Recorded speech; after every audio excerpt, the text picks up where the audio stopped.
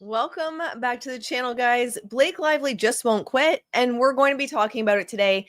It was like at midnight. I'm sleeping by 9 p.m., so I didn't see it drop. But about midnight, she drops the second amended complaint for Jed Wallace because Blake Lively cannot accept that, y'all, we just don't like her. We're not bots. You're not bots. We just don't like her. We made up our own minds based on the marketing that her and her husband did, Ryan Reynolds, with maximum effort, where they treated a DV movie like Barbie while also hawking her alcohol during the movie about DV when alcohol increases the risk of DV, and naming a drink While You Wait, playing about friends and florals and location shares. But no, we are all the problem. Everyone else is the problem. And I have to say, well, one, welcome. It's so nice to see you guys again. It's so nice to see you guys again. It's going to be a little bit, it's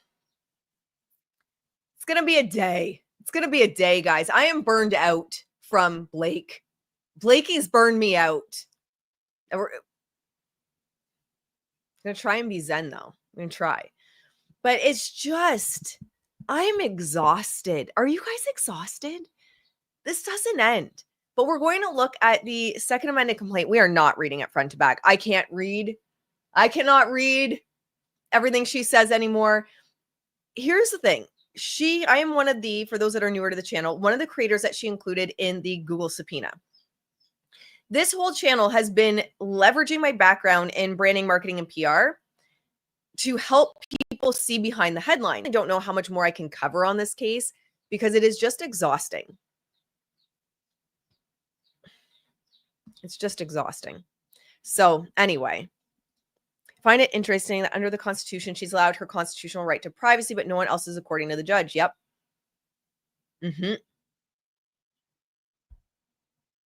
Yep. Agreed. And it'll be interesting because not actually Golden had said that there might be some leeway for the judge to say something or do something. She wasn't sure if he actually would or could, but there might be some leeway. It'll be interesting to see how the judge reacts, because I think my letter was solid where I said, look, like, this is continued reputational harm when you allow Ezra to put that out into the narrative of the courts. And then now people are picking that up. 107 innocent people. What is happening? Yeah. So it came out yesterday in the meeting or whatever, whatever. Everyone came together to talk about Brian Freeman receiving a subpoena, that there were 7 content creators that were sent subpoenas. So guys, check your spam, check your trash folders, check everything that you accidentally maybe send something to trash and it's in there, because we maybe have like 45 people accounted for and there's apparently 107. Some of the letters are appearing on the Wayfair versus Lively docket. Oh, interesting. Instead of Lively versus Wayfair. Interesting. Actually, now that I think about it, one sec. Sorry, guys. I don't know what's going on out there. Now that I think about it, I don't think I put both case numbers on. So that might have been why on mine only showing up on one. Leo, you're the best. Oh, you're so good. I love it. Okay. So let's get into, I saw people saying hi to Bruce. Is Bruce here? Hi, Paula. It's so nice to see you. Okay. I'm sorry if I missed you, Bruce. So nice to see you if you're in the chat. Okay. Let's have a look at this, guys. I just can't do it going word for word, but we'll have a look here. This was, at the 11th hour, Blake Lively submits her second amended complaint regarding Jed Wallace. I genuinely feel bad for Jed. I feel bad for him. This is ridiculous at this point. They reached out to him as a professional. From all accounts, on what you can find, I can't find anything to suggest that he ever implemented a thing. I can't find anything to suggest that. And it is completely normal if a client reaches out to give them like a plan of action of what you would do. it doesn't mean that you implemented anything. And he ended up with heart issues from all this, from dealing with the stress. It's just wild. So I genuinely feel bad. I can't imagine in terms of funds, like where he's coming up with the money to come up against them. Yep, he was doxxed while he was trying to protect his health information, and then just like magically makes its way into the docket. And Perez Hilton called them out on this. Bless Perez, like he's been standing up for everyone. He called them out. He called the judge out that people's addresses of third parties are still and non-parties are still on your docket, not redacted.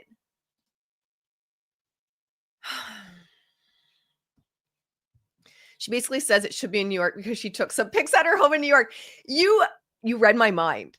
That's the part I want to talk about. That's the part I want to talk about is literally this is because I took some pictures at my home in New York. It should be in New York. So yes, thank you. That is essentially what this is all about. Is Reddit getting subpoenaed? I wouldn't be surprised. Wouldn't they start with the Demois sub, not the D-list sub? Those comments were gross. So I don't know. I genuinely don't know. Thank you so much, Club 107. I hope Freeman is feeding her hard truth bombs and pausing the clock every break Blake takes. Yes. 107. This is wild. Wild. I hope she's there. I don't know if she's there, but we'll see. Okay. So we're not going to go through piece by piece of this. So she still has this using Justin's words against him. Are you confident enough to listen to the women in your life, to hear their ideas and their solutions, to hold their anguish and actually believe them, even if what you're saying is against you? And will you actually stand up and do something so that one day we don't have to live in a world where women have to risk everything and come forward to say the words "me too"? I genuinely believe that Blake might not be, I believe, incredibly intelligent. If she keeps pushing this narrative, does she mean that no matter what women say against him, he's just supposed to take it? Like, is that what she's trying to say?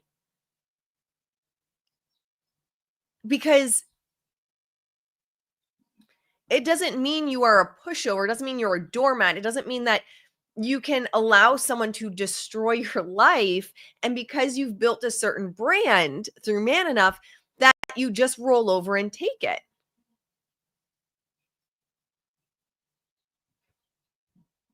It just makes no sense to me. So this is all the original complaint. Again, they quote him, it's just back up on the docket so that they can use this for PR and remind everyone. I want men to stop asking the question, why do women stay? I want men to take accountability. I want men to hold other men accountable.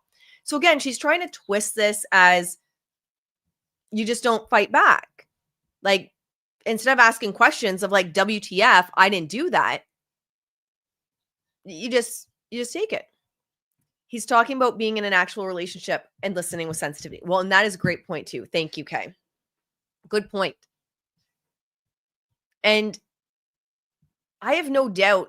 Well, actually, when you think about it, his audio that he has, or the clip that him and Brian released of the voice note that he left Blake Lively, I think is showing that he always wants to take accountability and that he felt bad that she felt unheard. But here's the thing. You can feel bad that someone felt unheard in a situation and still disagree with them, right? Like, it's just so ridiculous. It's not like, oh, I feel bad that you feel unheard, so now I have to just believe what you say. And at his own moment of truth, when forced to confront women he had made uncomfortable on his own set, he trivialized their concerns and failed to take accountability for the effects of his behavior, whether intended or not. I feel like he did, and when he didn't have to. That, again, if we use that voice note as an example, he didn't have to call her and be like, you have great ideas and I'm sorry you didn't feel heard and I want you to feel heard. He didn't have to say that. I do agree with this. A jury is what Blake is scared of. I do agree with that. Okay, so this is all old, but where do I have the first one? I have some notes here. I was just so worked up this morning that I was like, I need some notes to keep me on track. So we're going, okay. Supported by Mr. Sarowitz financial backing and militaristic worldview. That was one I want to talk about. A man that is pledged his fortune to charities has a militaristic worldview. They then embarked on a sophisticated press and digital plan in retaliation for Miss Lively exercising her legally protected right to speak up about their misconduct on set. And this is the thing that Blake's done. She is legally protected with everything. My background in branding, sorry guys, I'm still recovering from being sick from the stress of all this. If you look at her history, what's happened over and over again, as I genuinely, and I think it was Zach Peters that initially said this, and I agree, that she learned from Amber Heard. Because Amber Heard didn't have things protected by litigation privilege. So if you watch, my opinion, if you watch the history of what Blake's done and you start to watch her steps, she filed the CRD complaint, then the New York Times. Even as early as what's going on with the content creators, she files things about the content creators. She narrative seeds within the court. That's a PR tactic, narrative seeding, allegedly, my opinion only, and then runs to the publications.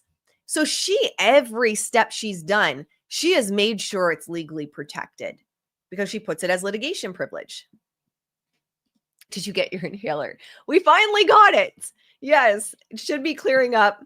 I always say, and this is something too, I've noticed that talking about Blake triggers my asthma. We've had a lot of air quality issues here as well, but every time I talk about her, I can't breathe.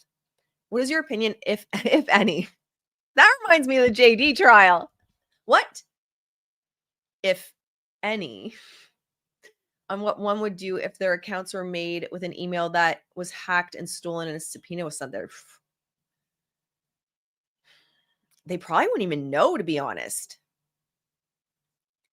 But and that's the tricky part, because I don't know legally the standing you would have, but if it was sent to someone like, say, Google or X, something like that, right?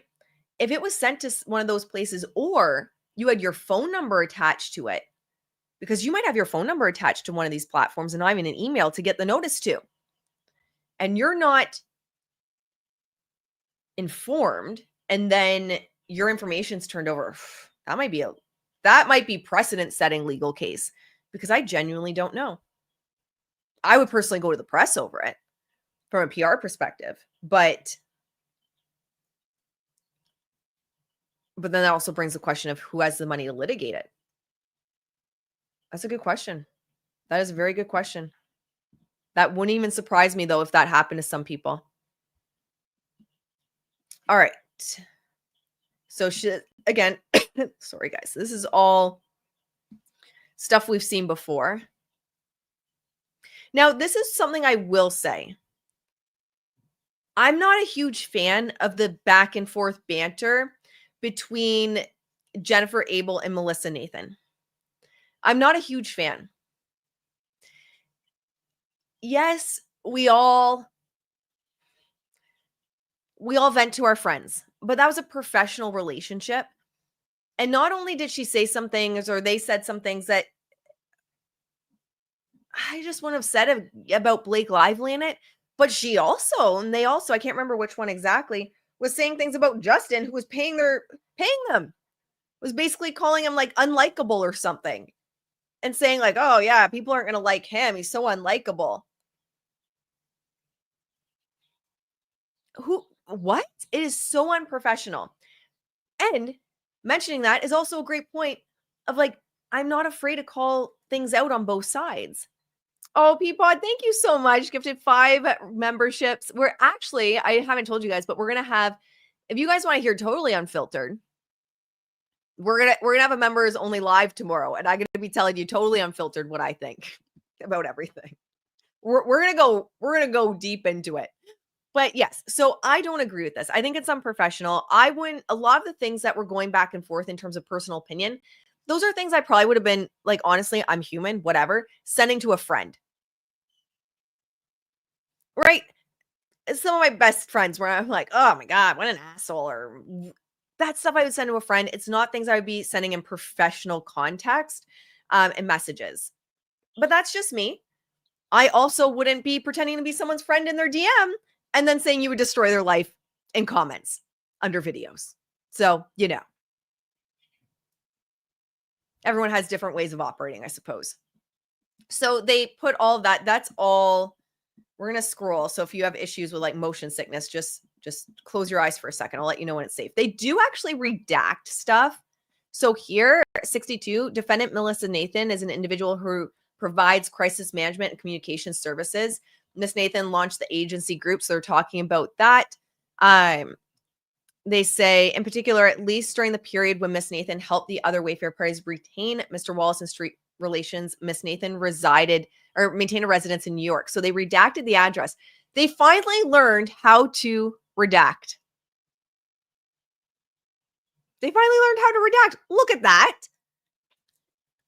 Congratulations, Team Blake. Welcome to the channel. I love the profile picture. Welcome to being a member of the channel. They finally learned how to redact. So an address was redacted. That is amazing. Progress. Okay, let's keep going. More redaction. So this one is the court may exercise personal jurisdiction. So Blake's trying to argue that Judge, like this should be kept in New York under Lyman. Of course she is, because she gets whatever she wants with Lyman. Lyman's like, hey, girl, what else can I give you? Allegedly my opinion only. Like, what can I rubber stamp for you? It's wild. So the court may exercise personal jurisdiction over defendants Jed Wallace and street relations under CPLR 302A3 because the Wallace defendants committed a tortious act without the state causing injury to person and property within the state, expected or reasonably should have expected the act to have consequences in New York and derive substantial revenue from interstate commerce, including redacted. I am genuinely, and I'm not trying to be a smartass, guys. I'm genuinely really happy to see they figured out how to redact. Guys, if I can do it, although I was crying over trying to figure out how Adobe, and I was messaging Leanne Newton, big fan, big friend of, she's a friend of mine, love her, messaging Leanne in tears, being like, I can't figure this out, but I figured it out. If I can do it, they can do it. So good job, guys. So they redacted something here, all while Wallace was based in Texas. This court may also exercise personal jurisdiction over the Wallace defendants pursuant to CPLR 3022 because the New York-based overt acts committed by the Wallace defendants' co-conspirators may be attributed to the Wallace defendants who were aware of their co-conspirators' New York overt acts. I can't. What do I know? I'm not a lawyer. I don't even play one on TV, but I can't see this actually going through. But who knows? I also think that the judge should have dismissed it or whatever with prejudice so that she couldn't bring it up again. But, Blake gets whatever she wants. So the factual allegations, A, is Justin Baldoni and Jamie Heath of Wayfair engage in inappropriate and unwelcome behavior towards Miss Lively and others on the set of It Ends With Us. So they outline it here again.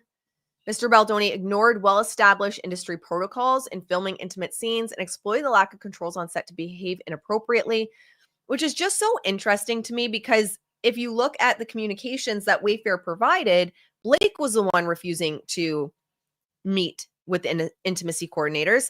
And then if you look at, there's an interview, and I'm not going to be able to find it. I didn't even think to pull it up, but there's an interview where the interviewer says to Blake, like, oh, I saw that like scene or that scene of the movie. I can't remember how they word it, where you like pull Justin in. You guys know what I'm talking about, right? You pull Justin in to kiss him and show him how to grab you. And she, like, the color drops from Blake's face. That is the first time I've ever seen that woman with nothing to say. And she kind of nervously giggles, and Colleen Hoover's sitting to her right, and Colleen goes, oh yeah, I saw that too. And Blake goes, oh, like, where did you see that? Yeah, girl, you didn't expect that was recorded, did you? So that video itself, I mean, maybe Justin needed the protections from you, Blake. So maybe we're just stretching it a little bit to be like, actually, he's the one that needed the protections. But, and here's the thing. I've said this from the beginning. If Blake comes out with proof, other than trust me, bro, but if she comes out with proof, I will be the first one on this channel to say, to have her side. I've said that from the beginning because I had her side in the beginning. And then when everything came out, I was like, oh, this kind of sounds sketchy. And then she pulled the same stuff with me and friends of mine, of other creators.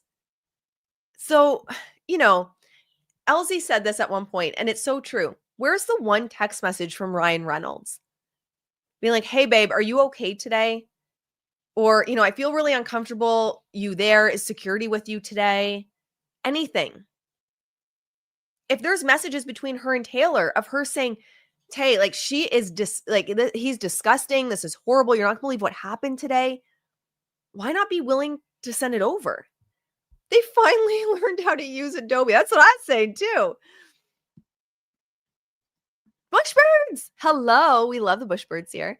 Who said they were friends in DMs and then trying to destroy in comments? I feel like I missed something here. I haven't said a name. I think some people are catching up on it because I had blocked that person. So I'm getting DMs of, did you know so and so made a video about you? And so that's how I figured it out. Yeah. And then she bit his lip. Exactly. Mm-hmm. So, it's just hard to believe sometimes. So they go on about that. They go about the dance scene, which we already know. Blake amended her complaint originally and fixed certain things in the dance scene because it didn't line up with what we saw. So, still saying he did not notice or seek consent for intimacy in advance of that scene. Instead, Mr. Baldoni chose to spontaneously improvise a scene while the cameras were rolling.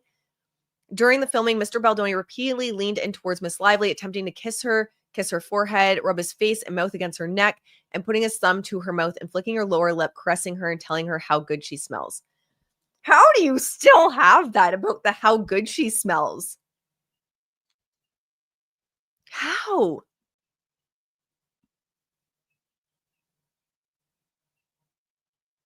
How? That's not what happened. And the one thing I've said all along, like shedding stress, the one thing I've said all along is if she looked uncomfortable in that scene, part of the problem is she's meant to look uncomfortable in that scene. She's meant to. He's pursuing her and she's kind of playing hard to get. So for people that are saying, well, she did look uncomfortable, she's supposed to look uncomfortable in that scene. None of this took place while Mr. Baldoni was in character as Ryle. I think personally, the fact, especially with the next stuff, if she had read the book, it seems like he was in character because I haven't read the full book. I've read like pieces of it. But it seems like Ryle, and correct me in the chat, guys, didn't he have an obsession with her neck and like a tattoo or something she had? So to me, and I genuinely, I'm going to be nice to Blake for a minute. I'm going to be nice to Blake. I do wonder if, because Blake said many times that she is her, basically. She plays her, that she has to play her to get in character, that she can't do it any other way.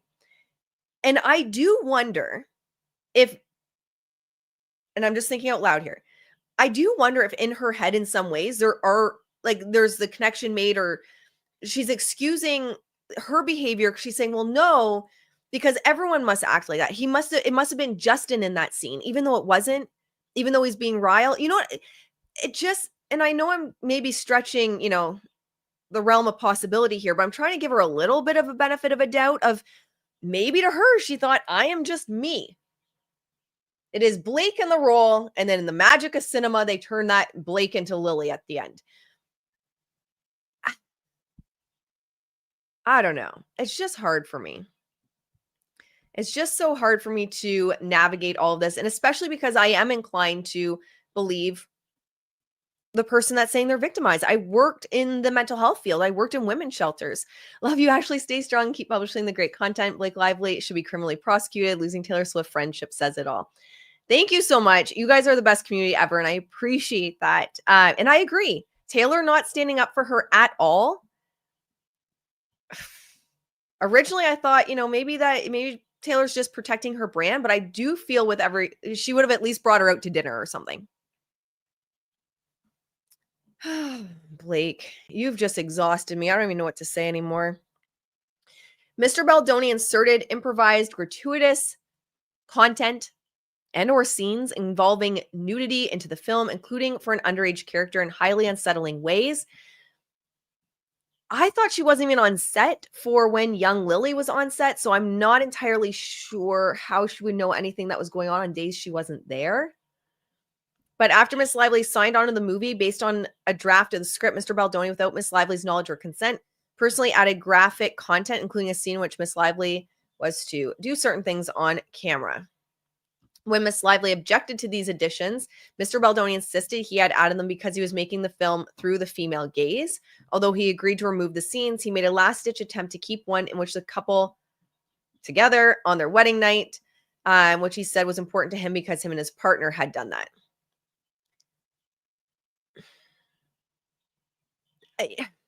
I don't know. Maybe that did make her uncomfortable talking like that. And she has every right to be uncomfortable if that did happen, those conversations did happen. But then it also just makes me think maybe this wasn't the right movie for her at the end of the day. If she just had a baby, maybe she was uncomfortable in her body afterwards. Maybe the content of the film was just not right for her for many reasons. We all know her husband basically said that she wasn't fit enough to be Ladypool. He has a body double. All she is the voice of Ladypool. So maybe she was really sensitive at that time. Maybe this was just like overall the wrong movie, because having these types of conversations, here's the thing. How do you say I want to be involved in these conversations and I want to have authorship over the film? I want to have, my opinion heard, but when people try to bring you into the conversation, you say, well, that's SH. How? And that's where I really struggle with this, because in one hand, you're saying, I want authorship. I want to be a part of the conversation. I want my voice to be heard. In the other hand, you're saying those conversations make me uncomfortable. Well, it's a movie about TV. It's a movie about horrific content and situations. And I just don't understand. If you don't want to be a part of those conversations, or you're uncomfortable with those conversations, Blake, then don't take the movie. You don't then try to turn a DV movie into a rom-com about flowers and florals because you are uncomfortable with the content of the movie. Take a rom-com as your movie, Blake. And that's where I have a problem with it. Because if you are genuinely uncomfortable with conversations like this, don't take the movie and don't want authorship over it, because then you have to pull your big girl panties up and be willing to have certain conversations. And if people are having these types of conversations, well, and of course, uncomfortable is not SA, it's not SH. I agree with that as well, 100%. I think she might be like, again, what I keep saying is she keeps stretching what happened. Hey, P, it's so nice to see you. As a movie lover, it's common to have discussion about content and subject matter. Yeah, I can't stand her and her husband. Yeah. Oh my gosh, did you say she's actually in? Hello, my friend. It's so nice to see your beautiful face.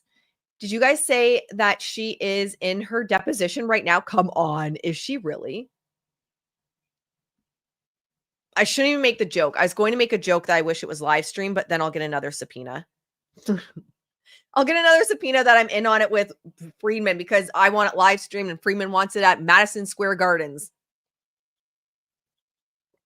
I don't need another subpoena, Blake. I'm finally starting to sleep again after all this. Billy Bush said that Blake is in deposition right now. All right, well, there you go. Holy shit. I did not think that would happen. I certainly hope. I hope so too. I hope so too.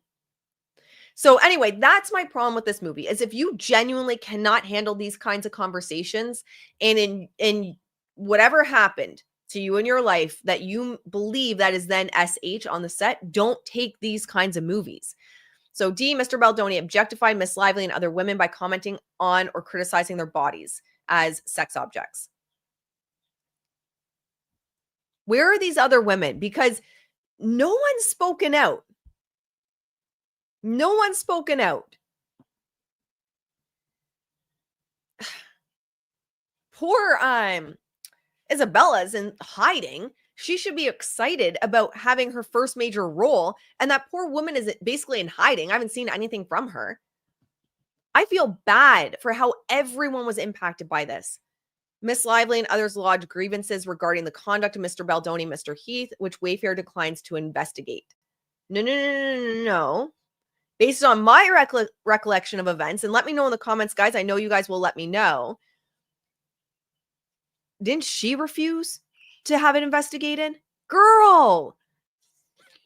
Ugh. Where is my sage? Where's my sage? I do have crystals everywhere, at least. I have crystals. I've added more crystals since talking about Blake. It doesn't really help, though. Crystals everywhere. You know, I think she needs like a mental health intervention more than a deposition, but whatever. Also put her in the deposition, but oh, all I've seen is that she's continuously refused to go. Or sorry, continuously refused to have investigations done. Hey, Bruce, it's so nice to see you. She's in a depot and I'm having a nice coffee. Checkmate. Yes, me too. The coffee mug that's the size of my head because that's how much I need to be able to have the energy to deal with Blake anymore. All right. So we'll just zoom past that. And I don't like, we all know she had that checklist, but you can say anything. So again, I would love to see, how about a message from Ryan? Like, there's no way no one in my life that's close to me would let me go to a set that is this dangerous and ridden with SH every day. No one in my life that's close to me would let me go without a text message. Shit, I can't even tell you guys that I'm having problems with my asthma and I forgot to get my inhaler without 50 DMs and comments being like, girl, did you get your inhaler? So I don't know. Is she saying that, people in her life don't care enough to check in on her? See, the parties negotiate a contract rider regarding Mr. Baldoni and Mr. Heath's conduct on the set of It Ends With Us. We're just going to, there's some stuff specifically I want to look at lower down. And this is all the original one anyway. There's minor things that were included or changed. Miss Lively led the edit of Sony's cut of the film, which was the version released in theaters. I just don't understand how you... I don't understand how you were the victim on set of this controlling man where you were powerless, yet your version was released.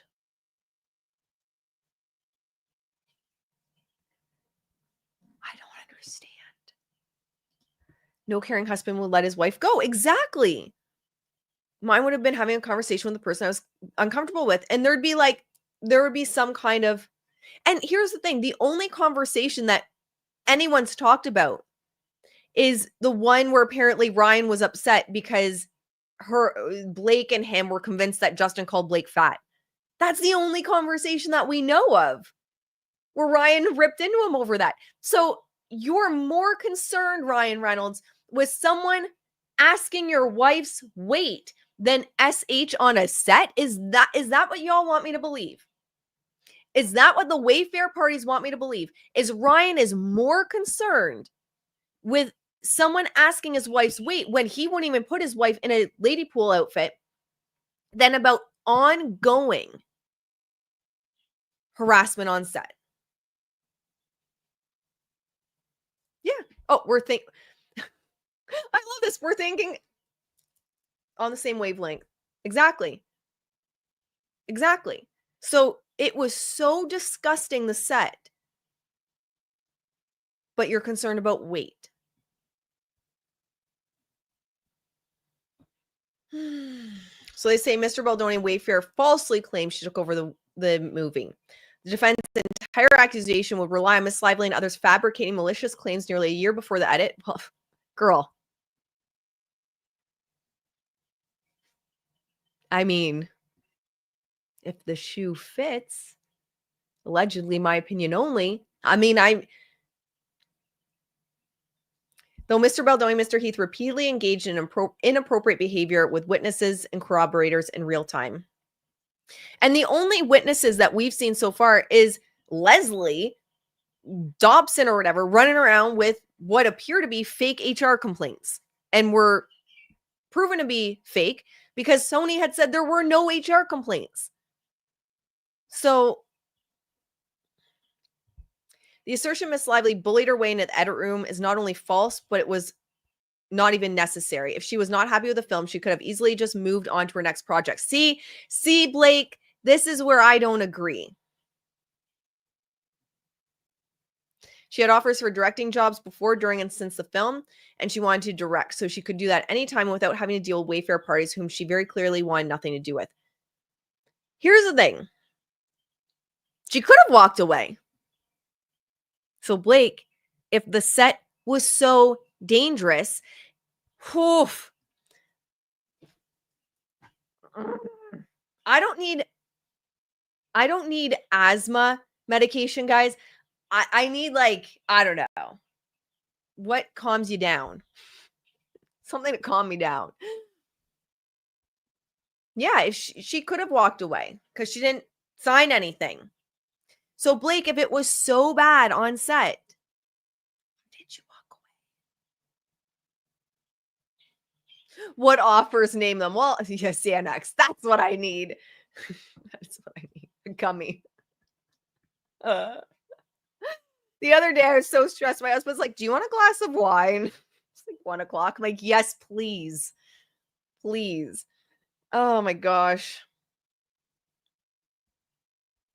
I forget where I can't see the comment now. I was going to justice for penguins. Amen to that. Justice for the penguins. If I'm to believe this, and she had all of these other opportunities, and oh geez, now I'm just throwing my phone around. She had all of these other opportunities. She didn't have to be there. She didn't need the movie. She didn't need the income. Why didn't she walk away? If the set was so bad, why didn't she walk away? If you didn't need the income, if you didn't even care, it didn't matter to you about being on this movie because you had so many opportunities lined up, why didn't you walk away? Because let me tell you, Valerian T. Oh, girl. You best believe I take Valerian at night. I'm surprised she didn't accuse the penguins of essay. I've walked away from contracts in the past. I've fired clients in the past. I've left jobs in the past where treatment was bad. So if it was that bad, why didn't you leave?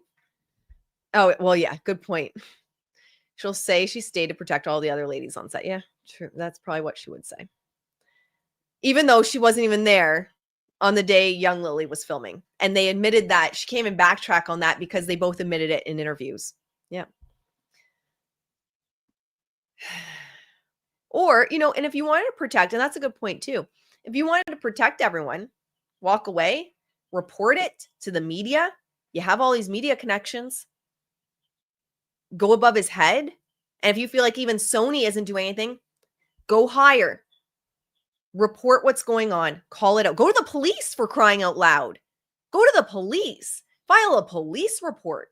If it is that horrific on set and you're afraid for the mental health and like legal shit going on set and you're afraid for everyone else, file a police report.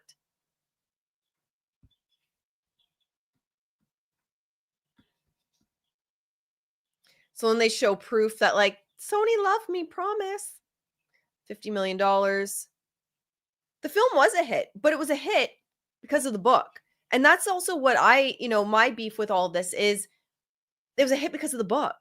Ultimately, like you look at, and we've pulled it up in the past, her Instagram, and it shot up with the film coming out. And I genuinely believe it shot up because fans of the book were then wanting to support her. Oh, God. Not to be outdone, Mr. Sarowitz loudly promoted the film and its box office success, all while financing defendants' efforts to destroy Miss Lively and her family. I have not seen any proof. She keeps putting this out into the public sphere that he's I'm not even repeating any of this because it's just horrific. But essentially, I'll only repeat this. Spending $100 million to ruin the lives of Miss Lively and her family. She continually puts that out into the public sphere. She has quoted this in the past as if it's been said. Where's the proof? Miss Lively and other cast and crew promoted the film according to the marketing plan.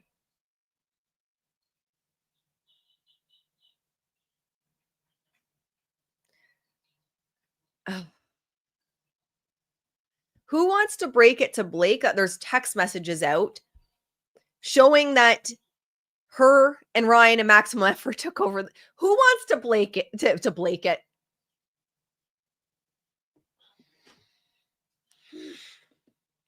Who wants to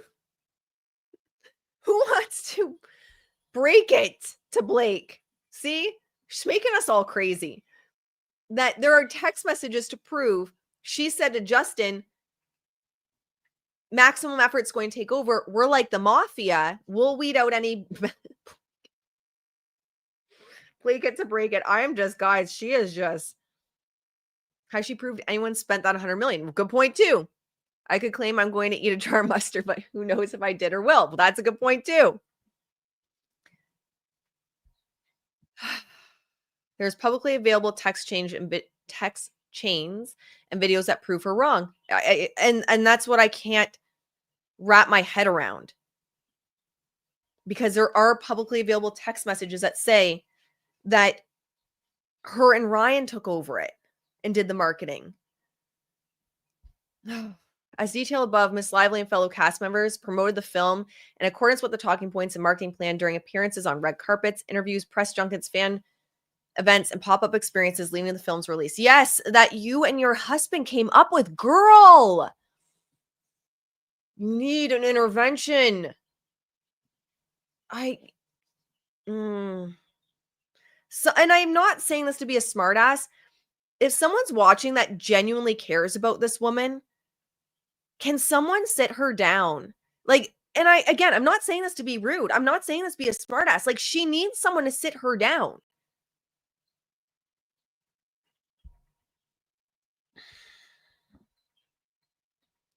Mr. Baldoni's team, including Steve Sarowitz, had publicly embraced the same marketing plan in early May 2024. Mr. Baldoni appeared in a floral-themed trailer launch. Well, again, there's a text message that says, I'm not, whatever, Blake. It's basically, I'm not dying on this hill.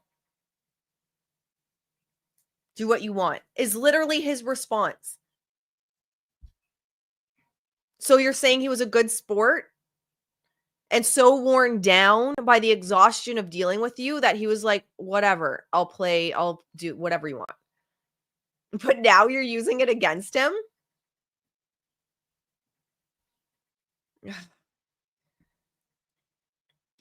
In early May 2024, Mr. Baldoni appeared in a floral-themed trailer launch event, which included him personally making flower bouquets for influencers, a photo opportunity, and film-branded latte art. Latte? Is that an art? I don't even know. Around the same time, on July 30th, 2024, the official Instagram page for the film published a post for International Friendship Day about how to plan the perfect girls' night out and advertising fans to grab your besties, get your tickets, and wear your florals. 2 days later, on August 2nd, the official TikTok page for the film posted videos of fans attending early screenings of the film in floral outfits, with one influencer saying, grab your girls, wear your florals, and go see it. So, okay, wait, is she now saying that she didn't come up with that?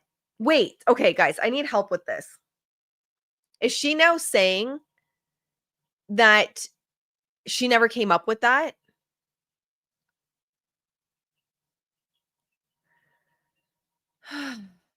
Yeah, but he did it too. Yeah. Man, I wish Taylor would see that Blake is doing actually, because I think she would help the animals. Or maybe it's just because I like Taylor and that would be amazing. It would be amazing if Taylor, she's an animal lover, her and her kitty cats. It's funny, there's is it Scottish Folds are her cats. There's a like a breeder that got investigated locally and the cats were removed. So there's a bunch of them at a local humane society and everyone's like, "Oh, Taylor Swift cats. Taylor Swift cats are available." They're freaking cute. They're so adorable. But yeah, she does seem like a big time animal lover as well. I don't agree with all marketing and PR that Taylor does and all her moves, but I stream some of her music. I like Reputation and I like some of the songs on Tortured Poets. Um, but she's done a lot of good. I call out some of the PR moves which upset people, but she's done a lot of good.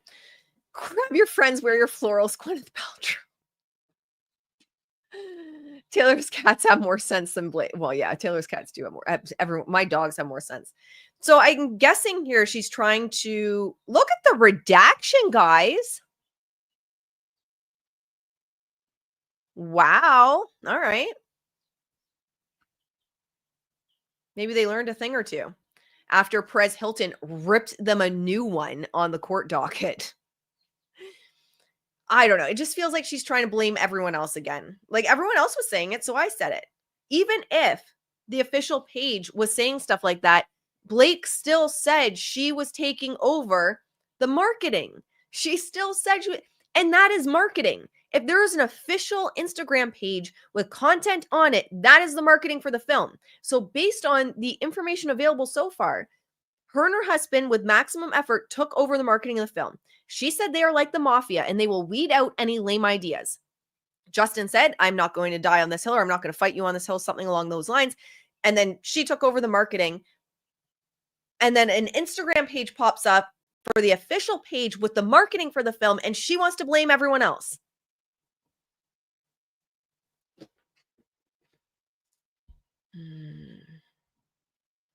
That's a good point. She's trying to play nice so the judge doesn't do the protective order requested by Perez Hilton. Yeah, that's a good point.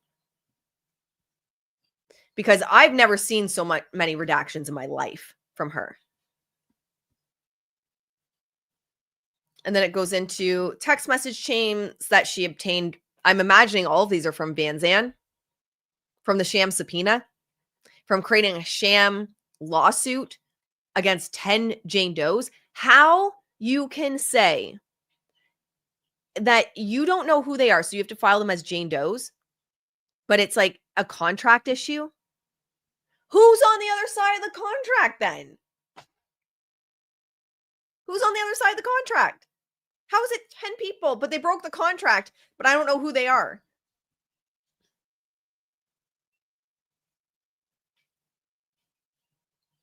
So ridiculous. So they created Van Zandt to get text messages without having to alert people, which there's a lot of theories going around. I don't have issues with these theories. I think they have standing. I think they make sense. There's a lot of people saying that the TikTok, Google, X subpoenas, they might have thought that we wouldn't have gotten notice about those because they weren't actually sending a subpoena to us. Van Zandt 2.0. They try to get information through legal loopholes, which takes away legal rights of other people. And then they cry foul and poor me. I don't know how Van Zandt hasn't been addressed yet either, my friend. I don't know. Especially in light. Even if the judge was trying to not deal with it or something, which that doesn't make sense to me either, especially in light of more sham subpoenas. So then she gets all these text messages, right? For those that like haven't been following the case too closely. So then she gets all these text messages and all of a sudden she has the CRD complaint. I think they had the text messages before that they were turned over before to Blake and Ryan and they backtracked. My opinion only, don't send me another subpoena. My opinion only, what it feels like is that they then backtracked to cover their ass and be like, well, we can't use this if there wasn't some reason legally that we got this information. All right. So then they include all of those texts. They say Mr. Baldoni and his team formulate a retaliatory plan. My issue with this as well is it retaliatory or were they just protecting themselves?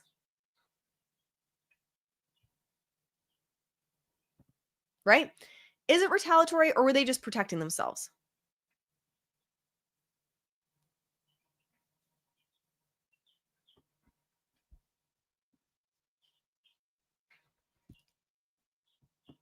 And how do you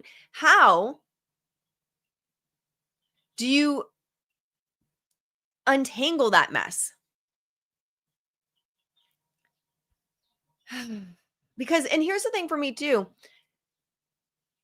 no one was really, especially the content creators that they sent a subpoena to. Why don't I support someone? I've never said I don't support anyone. I don't know what's going on in the chat. Has Wayfair officially brought it up to be addressed? I don't know. That's a good question. That's a good question. Let's in the chat though, guys. I don't want to pull down other creators, please. That's really important to me.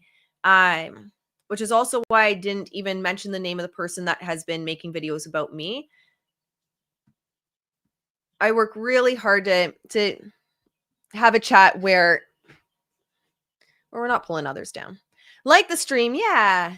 Subscribe if you're new here. Okay. So by the time defendants launched their campaign to bury Miss Lively, Wayfair knew the details of Miss Lively and others' concerns, the complaints raised regarding Mr. Baldoni. Okay, so she's saying, yeah, they retaliated because I brought up this concern. So this is all old. Wayfair engages Melissa Nathan, tagged Mr. Wallace in street relations on the behalf of Mr. Baldoni to launch a retaliatory campaign against Miss Lively. As the film's release date of August 9th drew closer, Mr. Baldoni, Mr. Heath, Wayfair, Miss Abel, and others continue to pursue a strategy on behalf of Mr. Baldoni. And again, and they even say it here, to arm themselves against the possibility that Miss Lively or others might go public with the claims against Mr. Baldoni or Wayfair. Here's the thing for me. Blake and everyone, so she's already admitted that she poisons people against people she doesn't like. So she's already admitted that publicly. She then followed a Taylor Swift move, which was to then start. Yes. Where is this? Guys, we don't trash people here. Thank you. We don't argue in the chat. We don't trash people here. Thank you. I want this chat to be different because I get anxiety on a lot of chats where everyone's fighting. It's just not my vibe. Play nice, please. So she had unfollowed and had everyone else unfollow. If I was Justin, that would be a huge red flag for me. That'd be a huge red flag for me. I'd be like, shit, she's planning something. So again, was it retaliatory or they noticed the move she was making and they're like, shit, we need to have something ready. And like this, guys, the wild part about this is all PR. How much has Jed come up yet? How much has Jed come up yet?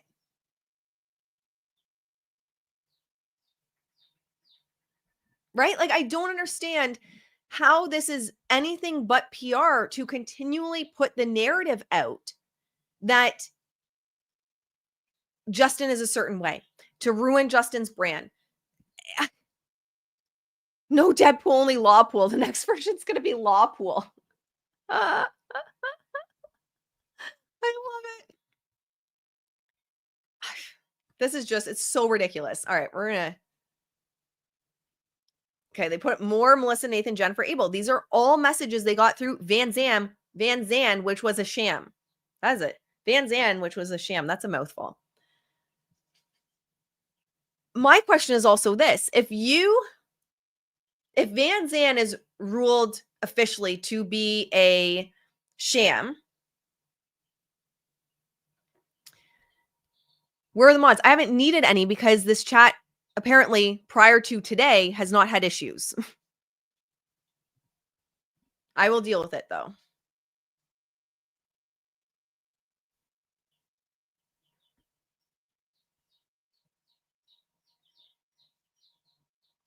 Let me just see.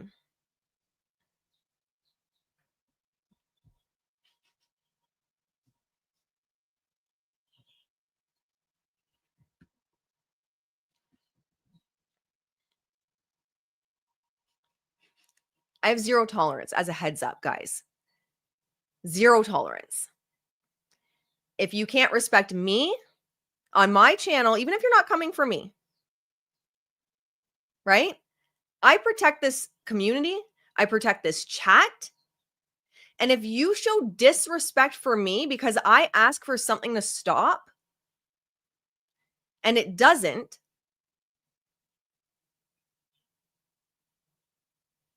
this isn't the place. And you can quietly leave or we can ban you. It's as simple as that. Don't ruin the chat here. I have zero tolerance for that. This chat and this channel is something different. It's somewhere that you guys should be able to feel safe.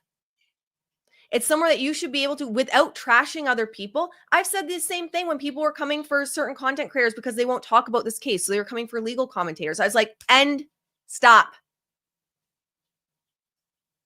And everyone stopped. They respected that. I don't want drama on this channel. I don't want drama in this chat. And everyone is entitled to like someone or not. But we don't need to fight about it here. Guys, we don't need to fight about it here. Go complain to your friends. You don't like someone. We don't have to like everyone. No one likes everyone. That's totally cool. But we don't need to fight about it in the chat.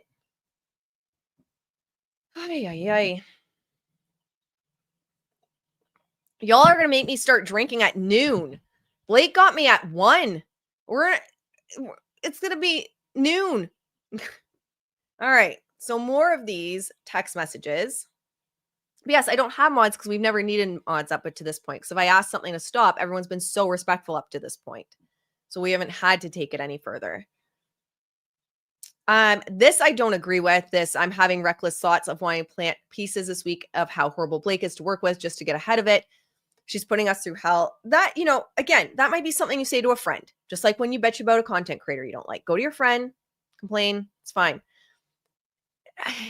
Two professionals, I don't know. Again, but that's just me and how I operate in my brand and business. If I was working together on someone on a campaign, I just can't see me saying something like that. And that's my own moral compass. That's my own, the standard I hold for myself. Which again, not everyone's going to have that standard. And it's totally fine. It's just my opinion. Okay, so we have more of that back and forth of Blake trying to prove. Again, where's Jed in this? Can someone point out where Jed is? Jed has got to be reading this. And he's like, guys, where am I? How does this shit have anything to do with me? We are 72 pages in, and I think Jed's name's been named once, put in once. Agree. And sharing thoughts is different than doing that action, though. Exactly 100% agree with you. And I was just, in terms of speaking to colleagues that I'd be working on a project with, I still personally wouldn't put that out into the world because, screenshots, social media, the world we live in. So I still wouldn't have. But again, other people are going to have different relationships. That's probably something I'd say to a friend, like, oh my gosh, like how bad do I want to plant this or whatever, right? Like, but we have different conversations with friends versus colleagues. All right, Mr. Wallace. Oh, there he goes. 200. We're starting to talk about poor Wallace again. On information and belief, TAG engaged Mr. Jed Wallace around the same time in early August 2024 to design and implement their social combat plan. Mr. Wallace identifies as a self-employed public relations consultant, and on information and belief, he described himself as a hired gun with a proprietary formula for defining artists and trends. Here's the thing. You should have some kind of framework or proprietary formula, etc., that you use. That to me isn't sketchy. That isn't sketchy. You should. Because at the end of the day, why is someone going to hire you over someone else? That just makes you stand out. So there's nothing wrong with that. There's nothing innately nefarious with that. On information and belief, Mr. Wallace specializes in executing confidential and untraceable campaigns across various social media platforms, including TikTok, Instagram, Reddit, and X, to shape public perception of his clients and their adversaries to perpetuate these perceptions. Well, everyone has if you're in especially crisis PR, that's literally your job. That's literally your job. And it's funny that, you know,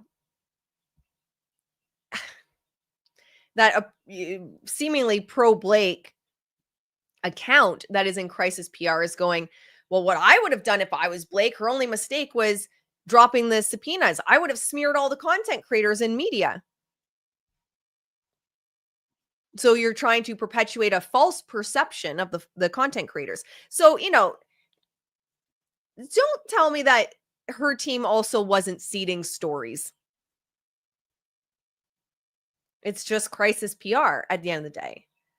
And they try to make it into something super nefarious, but shaping public perception is the whole point of, well, it's the whole point of branding. It's the whole point of marketing. It's the whole point of PR. The whole point of all of it is, how do you shape public perception? The question is, are you doing it ethically and with morals or not? That's the question. Crisis PR sounds like a horrible job. It's why, yeah, I don't do crisis PR. I would have never done crisis PR. But it's also why I've been taking a step back from that industry at all. Like, who I tend to work with in branding and marketing are people that are kind-hearted, who want to make a difference in the world. A lot of my clients now either have made a lot of money and they realize that the business kind of got away from them and it's, turned into more of a machine, and they want more of their art and their heart to take center stage, or those that are just starting out. And, I giggle because it's just so sweet, where showing up is difficult for them because they're so kind and they want to do good, where showing up can be really difficult. And those are really the only clients that I take on now. Let me say something that might upset some of you. I hate mustard. Guys, the chat is out of control today. Now we are hating mustard. No, I'm just kidding. We've totally lost the plot, guys. Now we're arguing about mustard. We need to get the chat under control. You guys are hilarious. But yeah, and this is the thing too. Halfway through a 150-page document that's supposedly about him. Exactly. It's worth saying that Jennifer and Melissa were friends prior to working together on this project. So yeah, and that's difficult too, right? And thank you for pointing that out. Because if you're friends, yeah, you're probably going to have a more friendly, relaxed way of talking to each other. And I mean, you're also not expecting those to be screenshot and shared with the world and taken through a sham subpoena.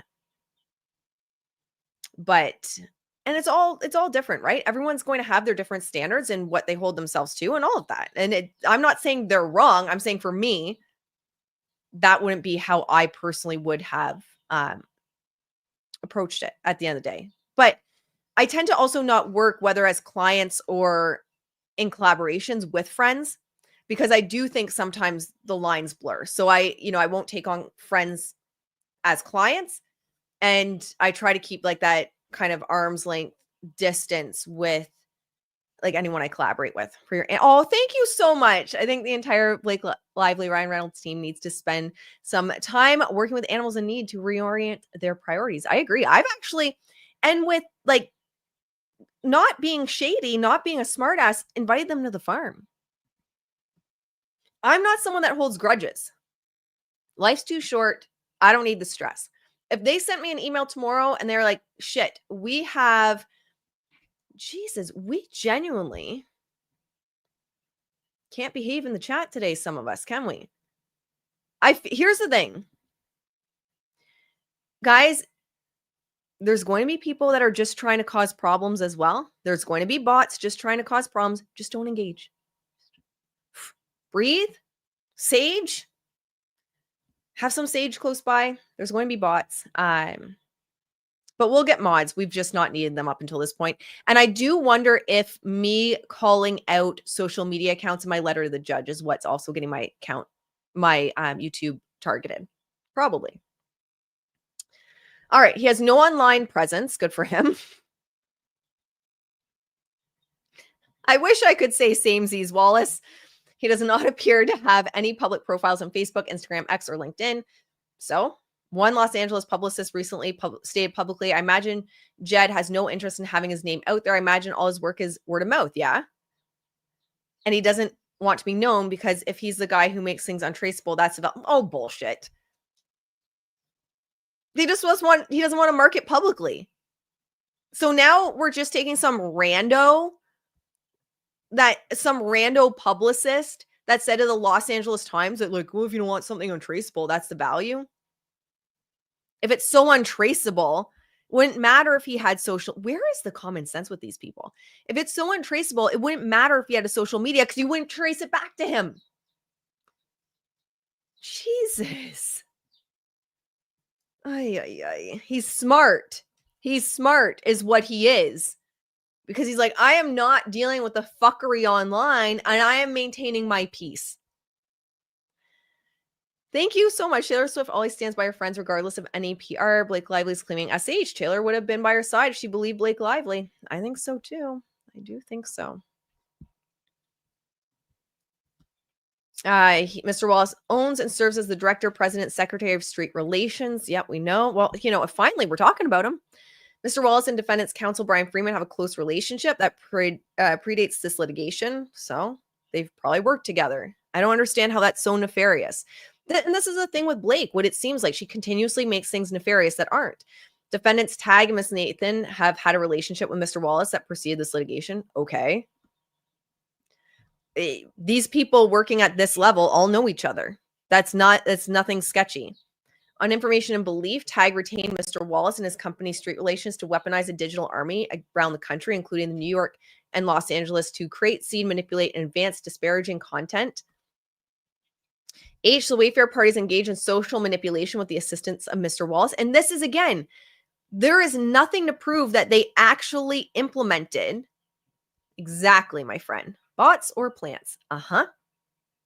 Just people trying to cause chaos. There's nothing to suggest that they actually implemented anything. Anywhere. I can't find anything anywhere that actually proves they implemented anything. And Blake's going to be like, well, that's because it's untraceable.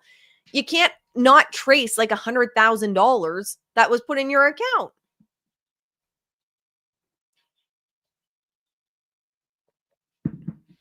Okay. 2:30, they engaged Tag to perpetuate the retaliation scheme. Again, how do we know it was retaliation? Couldn't have just been, protecting themselves, which you're allowed to do. All right.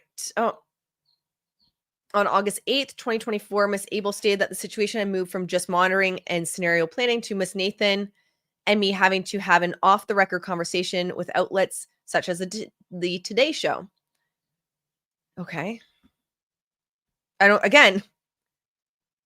Okay. This doesn't prove retaliation. I don't understand. They're doing PR. Okay. It's like when yesterday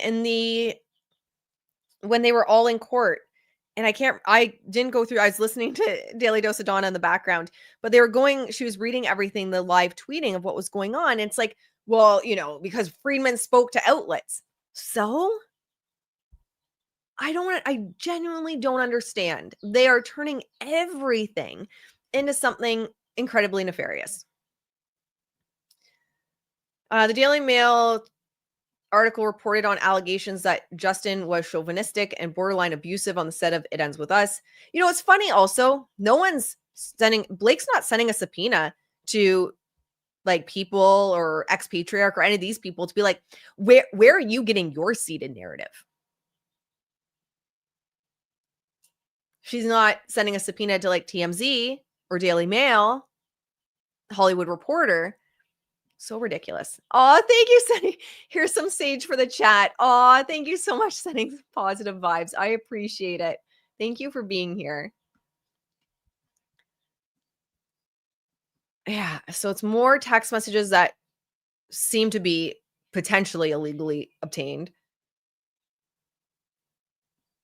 Where Melissa Nathan to Jennifer Abel, Baha'i needs to be out, and mostly the misogynistic.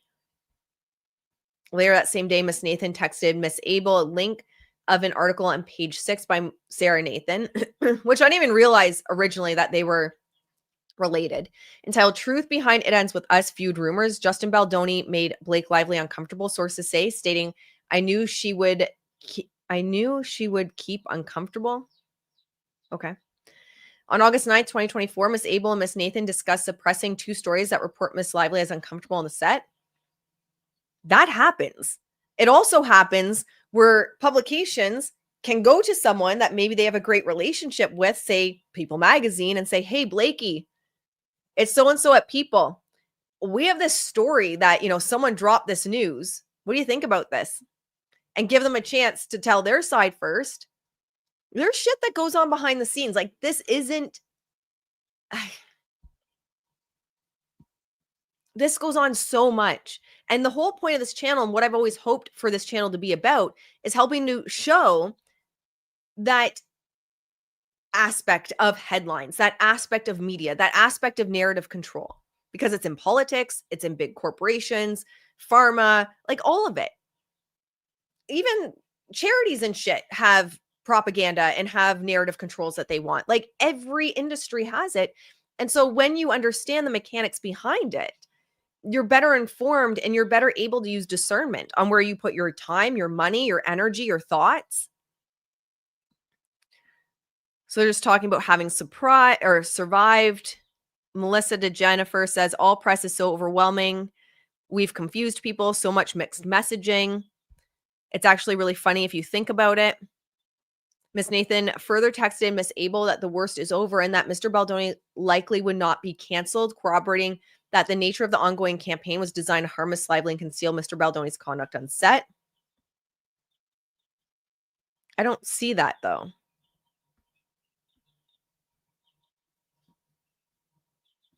Okay, I don't see it, but following day on August 10th, a member of the tag team advised that they had started to see a shift on socials. Old anyway. It's just the back and forth. They flagged Jen and his team for more serious action on the social side. So I'd like to see, where's the contract? What did they finally agree to? Because we do have the different options that he had for them, but I haven't seen any contract or what they finalized and what they agreed to. Approximately 1 minute later, Ms. Abel asserted the need to position the claims as claims that are already out there about the kiss and the weight comment, referencing the earlier public reporting by TMZ on Mr. Baldoni's lingering kiss with Miss Lively. Mr. Baldoni's comments regarding Miss Lively's weight on set. On around the same date, Miss Nathan directly engaged with several media platforms discussing the issue of the HR complaints made against Mr. Baldoni while on the film set. All right, these are all things. Like, there's really nothing new from Justin. Okay, let's go up a little bit. On August 15th, 2024, Mr. Baldoni texted Miss Nathan and Miss Abel stating that his business partner, Mr. Sarowitz, suggested flipping the narrative arising from unnamed sources who had made false claims about Mr. Reynolds' involvement in the script of the film. False claims about Mr. Reynolds' involvement in the script of the film. That was Blake that had said that Ryan was involved in the film. That was Blake. What? And suggesting ways to manipulate those rumors to make Mr. Reynolds appear to be anti-feminist.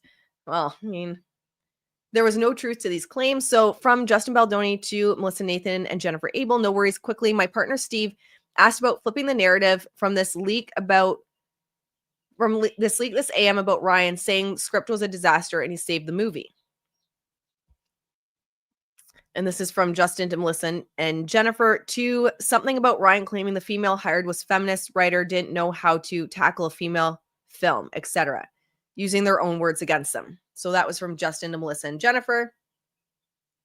Well, I mean, Blake also uses Justin's words against him. So there's that. Yeah, this is wild, right? They're trying to see to Ryan Reynolds versus Baldoni now. Like, it's just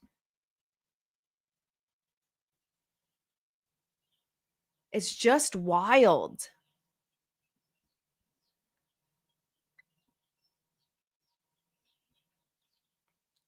Tea needed now. Literally, I need tea. Like I'm struggling for my life. I'm struggling for my life. Okay.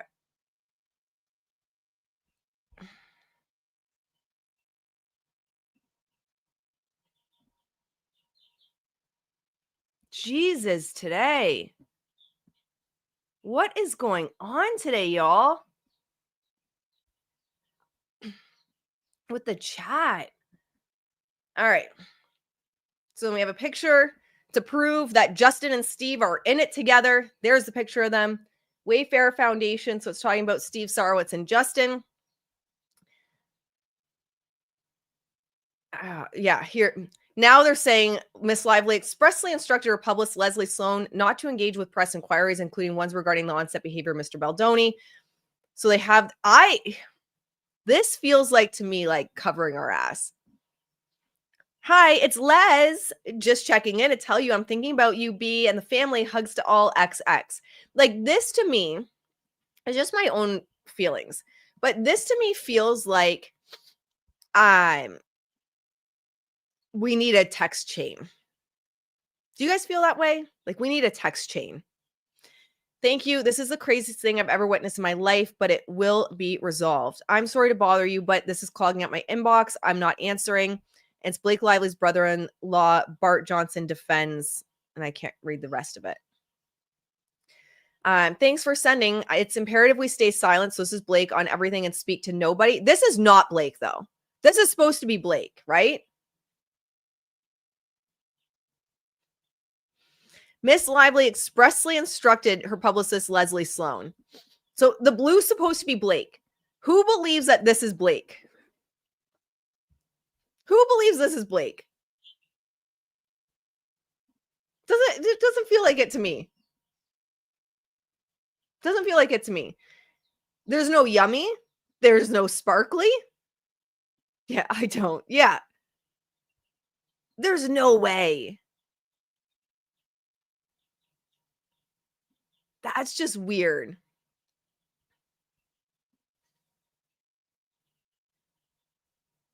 Yeah, I'd say no, it's Brian. I wouldn't even be shocked. I wouldn't even be shocked if it was. That's not how she talks. That is not how she talks. So either it's her PR person or Ryan or someone. So they have a text chain about this. But that, my opinion only, that is not how she talks. Thanks for sending. She puts, if you look at her text messages, and I've said when you look back, it looks like she was responding for a while to Justin Baldoni, and then all of a sudden it shifted how their discourse was. And I had said that I thought it was Ryan responding after a while, but this is not how she speaks. Thanks for sending. It's imperative we stay silent on everything and speak to nobody. As I mentioned in Denmark before Blake's premiere, not to talk to anyone. These attacks on Blake. Then who's this? I thought they just said that it was Blake. Or are they lying here? I don't even think they know anymore. Before Blake's premiere, but here it's saying that these were included because she instructed her publicist not to talk. Oh, guys, this case. And then we have all of these redactions. This is where we get like wild with the redactions. Again, Jed's barely in this. As the onslaught continued, Miss Lively was deeply disappointed that neither Wayfair nor Sony had stepped in to correct the record. On September 4th, 2024, she received a text from a Sony exec checking in on her and asking how she was doing. But this is all redacted. Look at this. I'm guessing this is all new. It's all redacted. But this is the part that really gets me. So it's public knowledge that Miss Lively resides in New York with her family. So this is why she's saying, no. The court case needs to stay here. Jed needs to stay here. It's public knowledge she lives in New York. Wallace understands that. And he understands she was engaged in promoting the film in New York because Mr. Wallace was sworn under penalty of perjury that he was, at a minimum, engaged in passive observation and analysis of the social media environment as it pertained to It Ends With Us. That social media environment was rife with posts demonstrating Miss Lively's connection to and residence in New York, and the efforts to promote the film in New York, including by Mr. Wallace and Street Relations. Co-conspirators For example, simultaneously with Miss Nathan's initial outreach to Mr. Wallace, Miss Lively posted photographs on her Instagram account showing interior shots of her New York City apartment, partly to promote the film. The Instagram post included the hashtag It Ends With Us movie. So, guys, she promoted the film in New York. So there's a hashtag. As one example, on August 4th, 2024, Miss Lively posted a photograph of herself inside her apartment with the hashtag It Ends With Us movie and the caption Blue Jean Baby, New York Lady.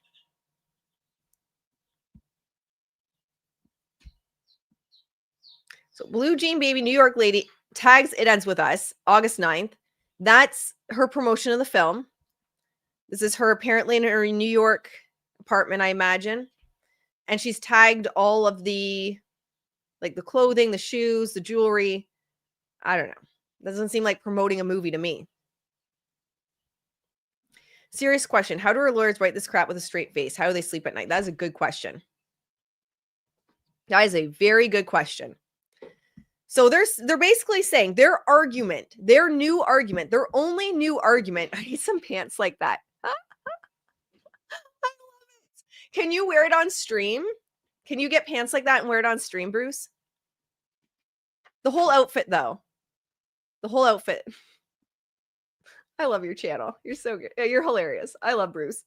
As another example, guys, this is another example on why on why she needs this case to be in New York, because she lives there.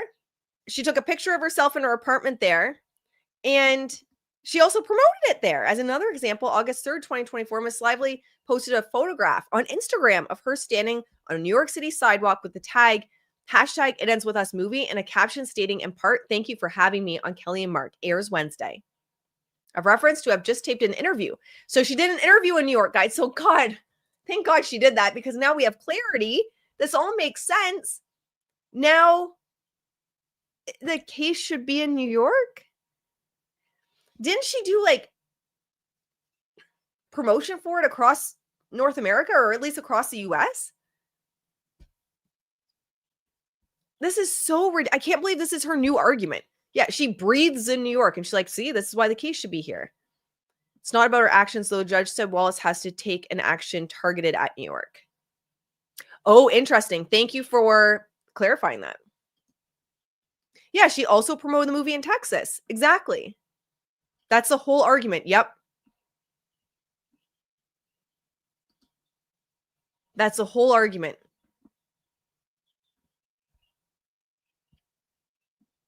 I promoted the movie in New York and I live there. Look, I live there. I took a picture there. And because I took a picture there and tagged It Ends With Us. Oh. They have more proof, though, guys. They have more proof. On August 5th, 2024, People published an article titled Blake Lively Shares a Look Inside Her New York City Apartment with Ryan Reynolds, listing the social media posts that Miss Lively had posted in connection with the It Ends With Us promotional tour. On August 6, 2024, Page 6 posted a story titled All the Times interior designer Blake Lively shared a glimpse of her in Ryan Reynolds' rustic New York apartment. Guys, that is her case. That's her case. She literally, her and her lawyers, do her lawyers hate her? Are they secretly pro-Justin? Because this is insane. Her argument is, but Page 6 did a feature on how good of an interior designer I am at my place in New York.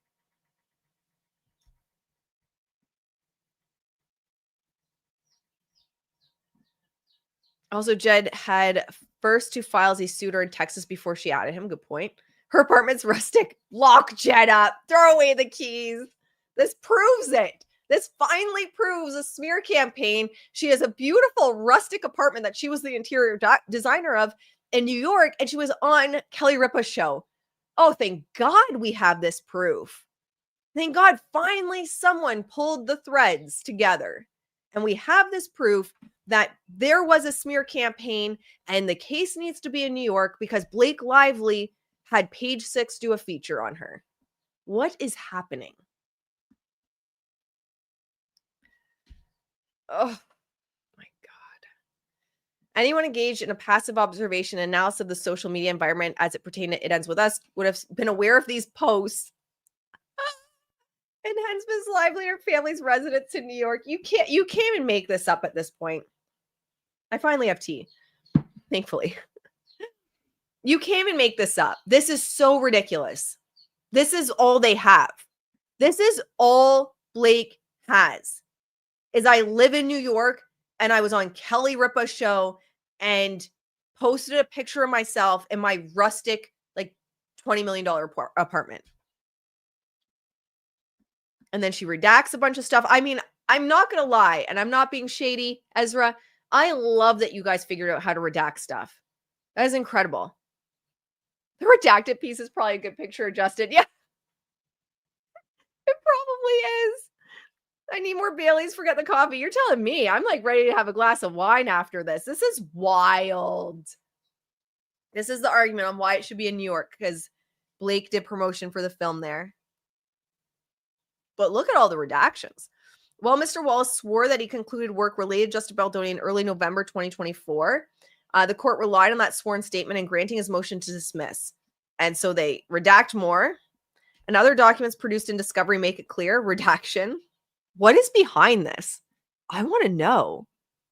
In other words, although Mr. Wallace was not a plaintiff in the Wayfair party's retaliatory lawsuit against Miss Lively, redacted, all while fully aware that the Wayfair party's retaliatory countersuit would be filed and was being maintained in New York.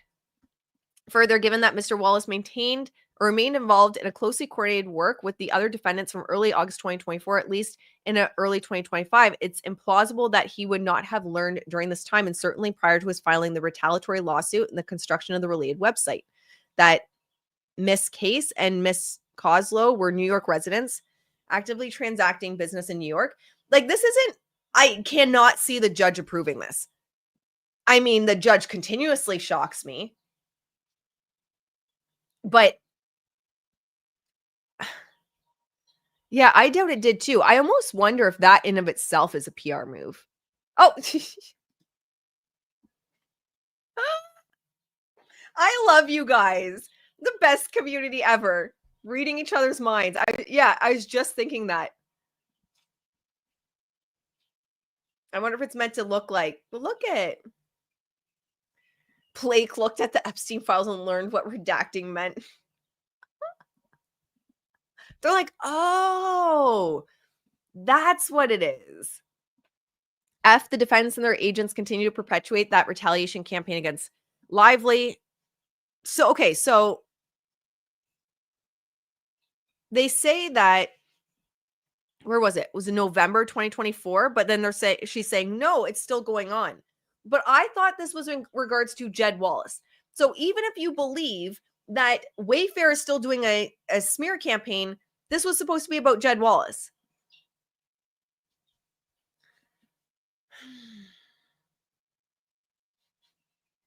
Now they're bringing Friedman into it. What is happening? Much of this phase of the campaign was taking place in the form of statements by defense lawyer Mr. Friedman, who regularly issues inflammatory content to media outlets, appearing on any show that will have him, including those hosted by his own clients, and saying they were quoting themselves in court yesterday, because they said that in court yesterday too, and saying anything, whether true or false, that will harm Miss Lively's credibility and intimidate others from speaking out up on her behalf. Yeah, sure. Now Friedman's entered the chat. The wine is on me. You guys are so kind. Like, what? It took Ezra 7 months to redact. Yeah. What? Why do we have Friedman in this? This has nothing to do with Friedman. If I was a judge, I'd be so pissed that I'm forced to read 149 pages when, like, you could have condensed this into 3 pages that are about Wallace. Literally. So now she's brought Friedman into it. On information and belief, defendants approved and authorized Mr. Friedman to publish the above quoted statements as their agent. And Mr. Friedman would not have published the statements, but for their approval and authorization. He remains the lead attorney. Oh, you want him off, don't you? but you're going for it in Jed Wallace's second amended complaint. This is wild. As conveyed in a text exchange on August 30th, 2024, Mr. Baldoni and Miss Nathan both have never doubted the sincerity of Miss Lively's beliefs regarding what happened on set. In their own damning words, I just know her personality, and this is the kind of person that genuinely believes she's right. And oh my God. And that all this is unjust. Ay, ay, ay. Miss Nathan responds, she fully does. I know it.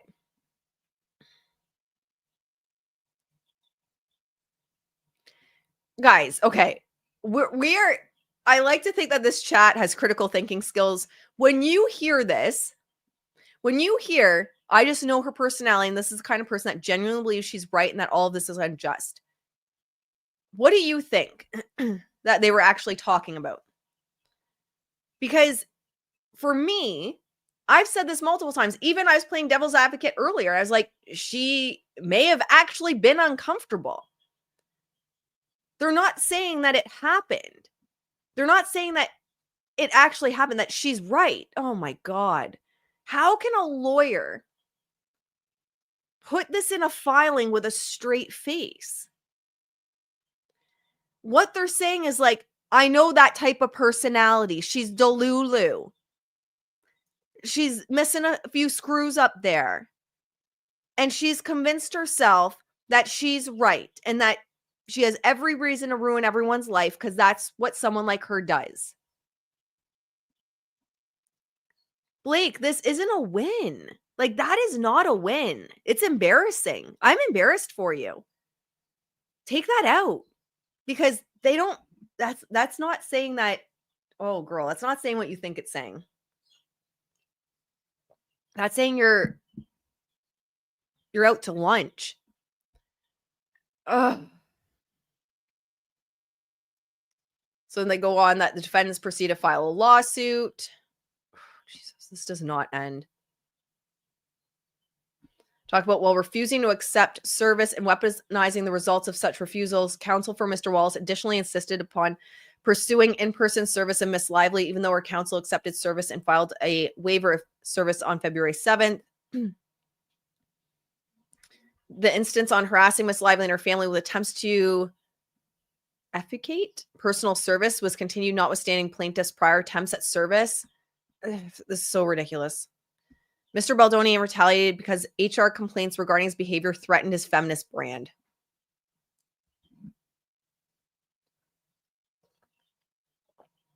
Yeah, exactly. In her mind. Not that it actually happened. In her mind. Exactly.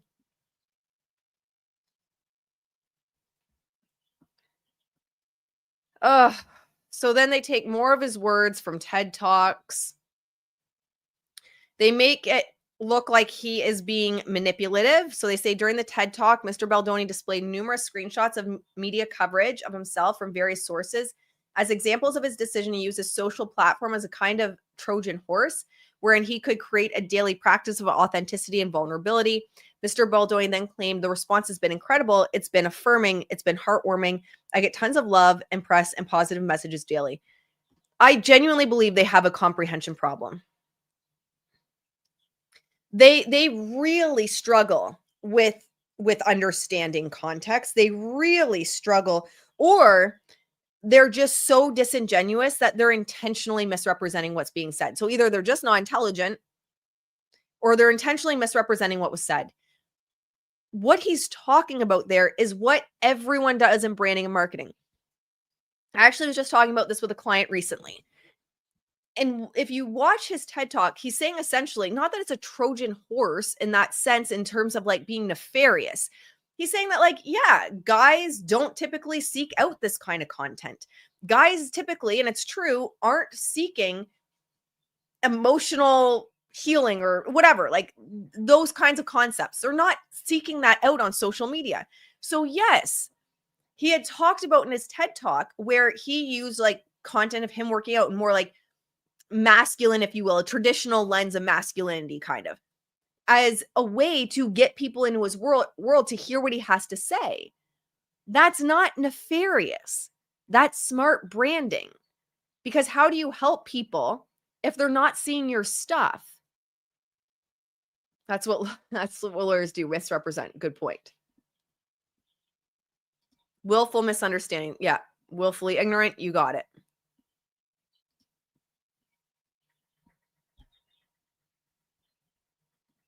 That's all he's saying, but it's the same thing. I was talking to a client about this recently and saying, I hear you and where you want to go with your branding, but the people you're trying to reach aren't seeking out the content you want to put out. So you have to figure out how to close that gap.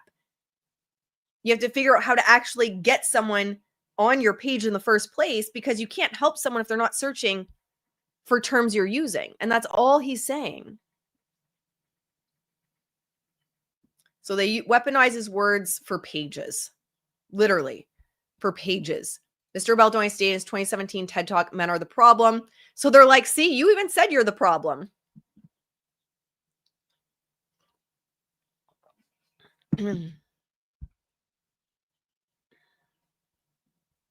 Wow. In Mr. Baldoni's own words, his activism starts in the mirror with an audience of one. Yeah, you heal your shit first. Blake, maybe you could take that to heart. Maybe you could take it to heart that you heal your shit first. But it doesn't mean you blindly believe people or you just be a doormat for people. Mr. Baldoni stated that he feels a deep responsibility to tear down the walls of power and privilege, and believes the world needs men to show up not in big ways, but in hundreds of thousands of small ways. She's just trying to use all of his words against him. Let's just shut up and finally listen to women in our lives. Like, look at this quote after quote. And then the other thing men are going to have to start doing now is recognizing when they made women uncomfortable and didn't realize it, which Justin took accountability for. In the voice note, he left Blake Lively when he was like, I'm sorry if you felt unheard. That wasn't my intention. Ugh. Look at this. Pages. I think they just basically quote his whole TED Talk here. Pages.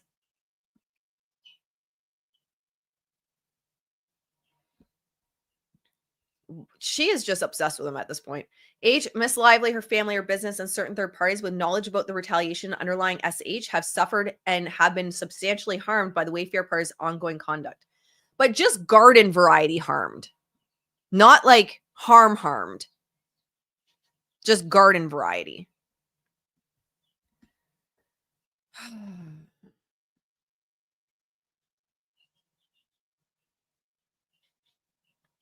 So she's saying the notable spikes of negative comments was August 8th to 14th.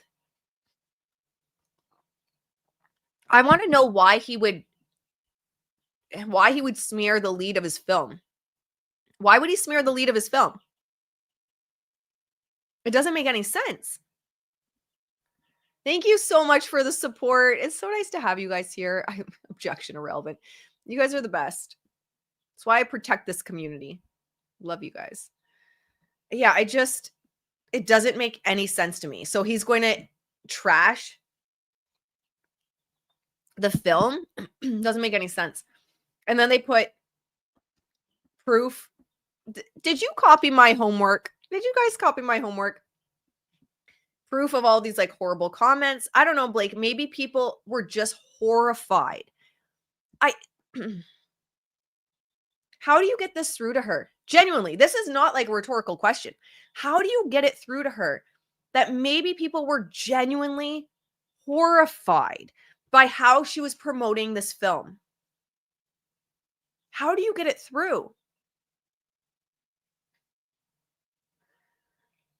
Also, I thought Jed wasn't hired then or just hired. Again, and that's the thing. I can't keep track of when they're saying he was hired, when he submitted the proposal, when he apparently was, if it was ever implemented or not. Like, you can't keep track of this because they keep moving the goalposts, her and her team.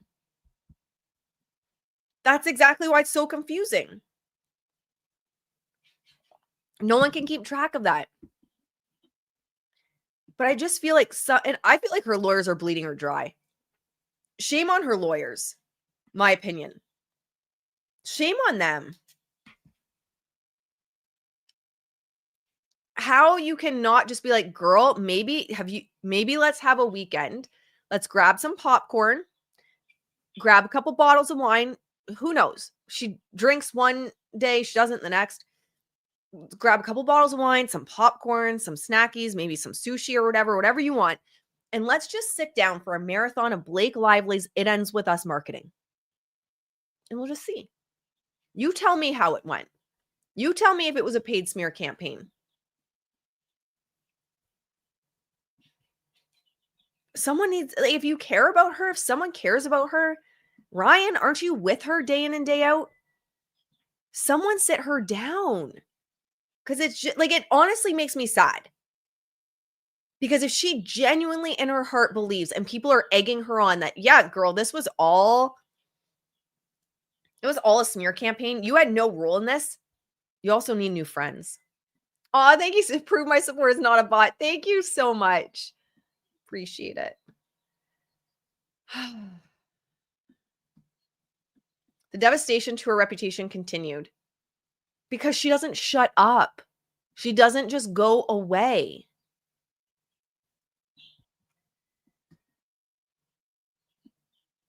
The online vitriol, because she just won't stop. On January 31st, 2025, Miss Lively's personal Instagram, on which she has, it's not necessarily personal. You're a personal brand.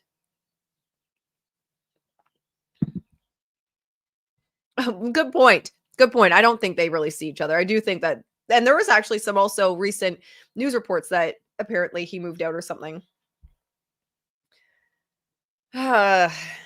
So nearly 45 million, but it's not necessarily personal. You're a public figure. So it's not like your private Instagram that you have saved just for like you and your friends, you know? So you're a personal brand, and it's kind of the grounding point of all your business ventures that are attached to you. But they call it her personal Instagram, on which she has nearly 45 million followers, was inundated with, oh yeah, that did happen. Just bad corn content tagging her account. That was bad. And how do you allow it how do you have an account with 45 million followers and allow it that people can tag you and it shows up on your page? Did you see that Deadpool got shelved? That is hilarious. She no longer has 45 million followers. That's a lie. That is hilarious. That's funny. In an article titled Blake Lively, was the article literally in an article titled Blake Lively Instagram flooded with corn amid Baldoni war, TMZ reported that Blake Lively has been targeted with a massive troll campaign amid her legal war with Justin Baldoni. Her Instagram profile is flooded with corn. Okay, so what, you're going to say that's Justin now? Is that Justin too? How do you prove it? Or is it just them again saying, like, trust me, bro, because it's invisible?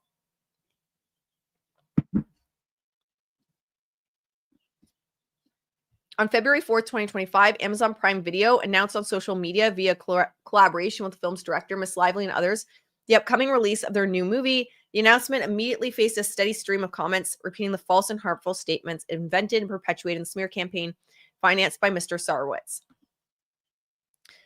Why is Blake Lively's name played? Look at them. Did they see what I submitted? Because I don't think they redacted all the social media handles last time. I could be wrong. But yes, she did get a lot of pushback. But again, it doesn't mean that there's a retaliation campaign by Justin Baldoni. It still doesn't prove it. All it proves is people don't like Blake. Serious question. How does that work? Oh my gosh, your pupper is so cute.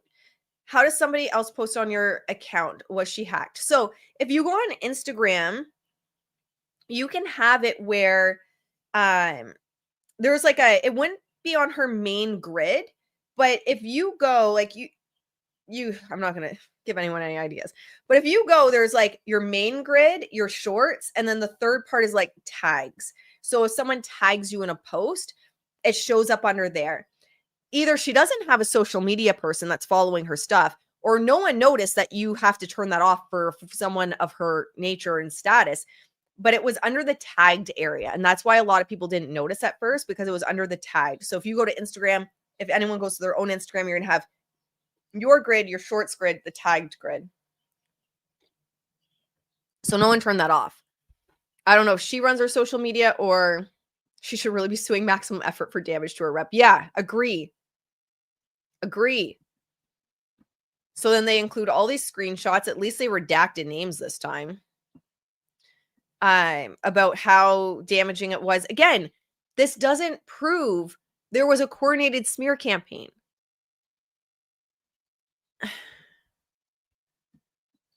The campaign's been devastating to Miss Lively, including causing substantial harm to her family as well as business. Well, yes, people not liking you because of how you marketed a film and the resulting fallout of that will absolutely impact every business you're associated with 100%.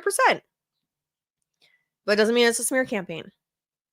And also, you took back your extreme emotional distress or whatever it was, and now you're just going with garden variety.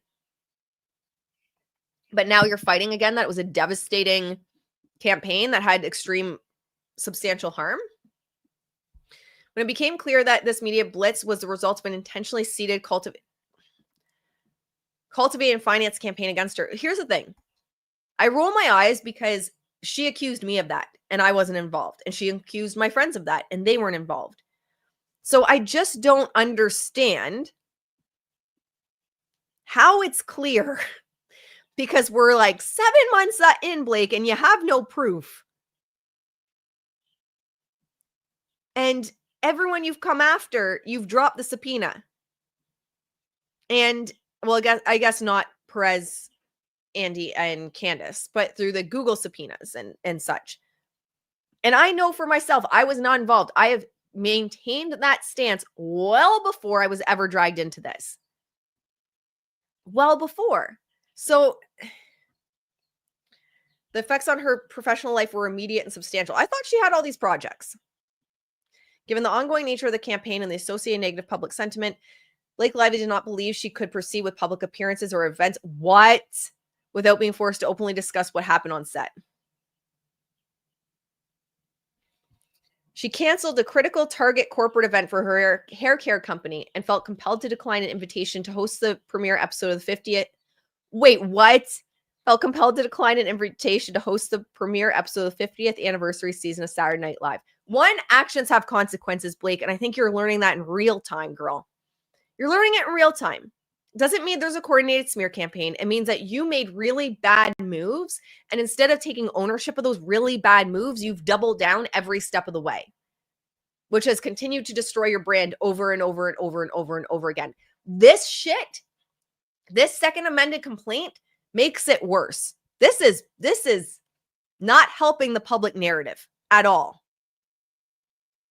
Not helping the public narrative at all. I imagine more people aren't going to like her after this. And yeah, she literally still went to the 50th anniversary of SNL and Ryan joked about the lawsuit. Good point. Exactly. And she's been at Pilates studios with her freaking hair care line, but you're going to try and convince me that you're so devastated you can't promote your shit? We can't not see you. No matter where we look, all we see is Blake Lively in the news. I have not seen so much Blake Lively in the news in my entire life.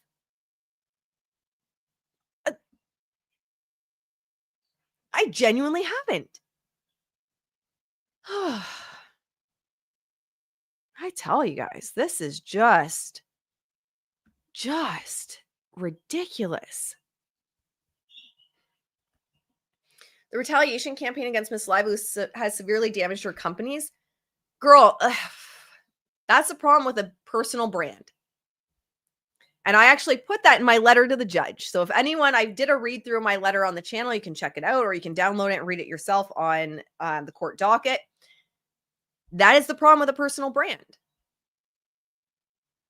That's the problem with a personal brand is you damage your reputation and keep doubling down in bad ways, and it's going to negatively impact it. However, Blake Brown had bad PR and had bad reviews before any of this. So, and she says, initially, before the social manipulation campaign started, where's Jed Wallace in all this? Like, I still want to know. And she didn't even want to turn over financials. She doesn't even want to turn over the financials. So,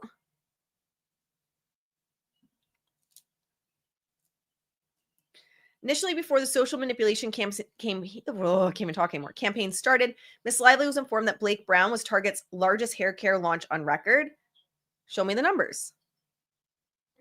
People can say a lot of things. Show me the numbers. Based on internal sales projections, the sudden unexpected negative media campaign launch against Miss Lively depressed retail sales of Blake Brown products by 56 to 78%. Well, sales projections mean shit all. Mean shit all. And on top of that, how do you separate all of the PR moves, the bad PR moves, the missteps she's made? The subpoenas to content creators had headlines comparing her to Trump. People were saying she was making moves like Trump. You want my honest opinion on why she dropped the subpoenas? Because she didn't want more headlines calling her Trump. Especially after her and her team worked so damn hard to call all of us mega or MAGA or whatever it's called. I'm not American, so I don't know. Mega, MAGA, mommy sleuths. Right-wing extremists. Last thing Blakey wanted on her PR was being compared to Trump in headlines.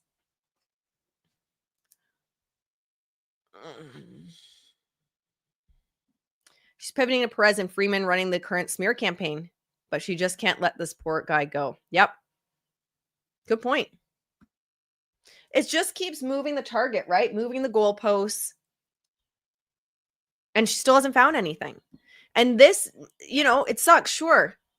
But your actions have consequences. Around the same time, social media accounts for Miss Lively's brands, including Betty Buzz and Betty Booze, were flooded with hateful comments, which began to echo through other social media and traditional media outlets. Yeah?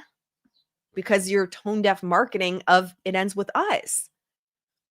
For example, posts on Betty Boo's social media include the following: cancel Blake, boycott this crap. Betty Boo's stunned by the greed and utter lack of human decency. Yes, Team Justin, justice for Justin. Disgusting. You're taking away from women who are actually victims. Shame on you.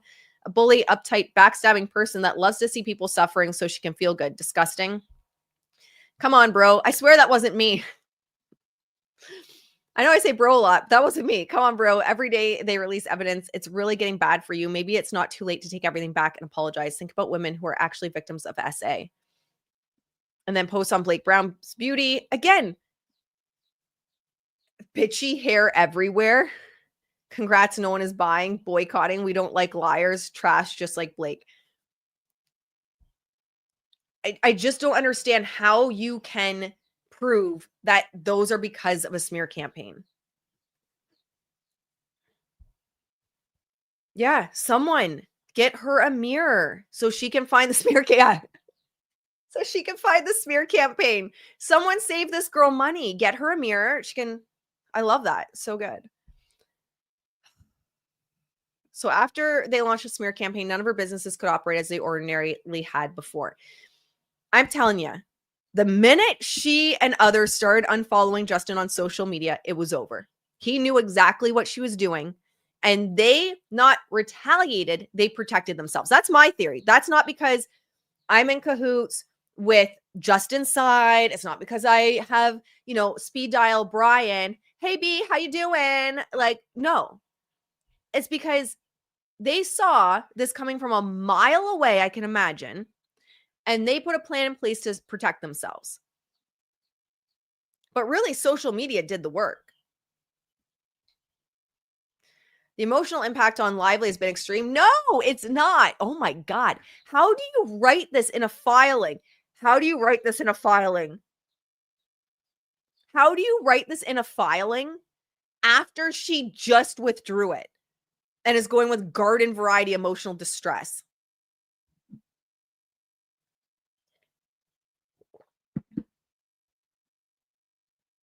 The audacity. There are days when she has struggled to get out of bed and she frequently chooses not to venture outside in public. What?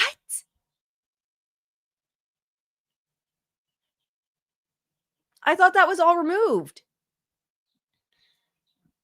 And you couldn't venture out in public. Blake, I've genuinely never seen you so much in my entire life. Ever. You were everywhere. You were flooding the media at rates I have never seen. While she has fought to maintain her personal life and business interests, behind closed doors, she's suffered from grief, fear, trauma, and extreme anxiety. Trauma would likely be seen by a therapist. I thought you said no. I thought you said that you're not doing that. Yeah. Thank you, Lily. Can you re-add old claims? Seems like to Blake you can. To Blake and her lawyers, you can do whatever you want. What is happening?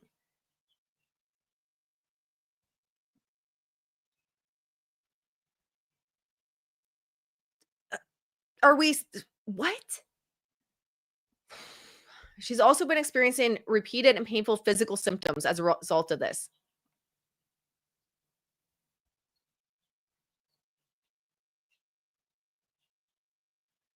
How do you keep this in after she dropped and said, nah, we're good. We're going to go with garden variety emotional distress? That shouldn't be allowed. Just another PR move? Probably. They're trying to get a lot of narratives out through this.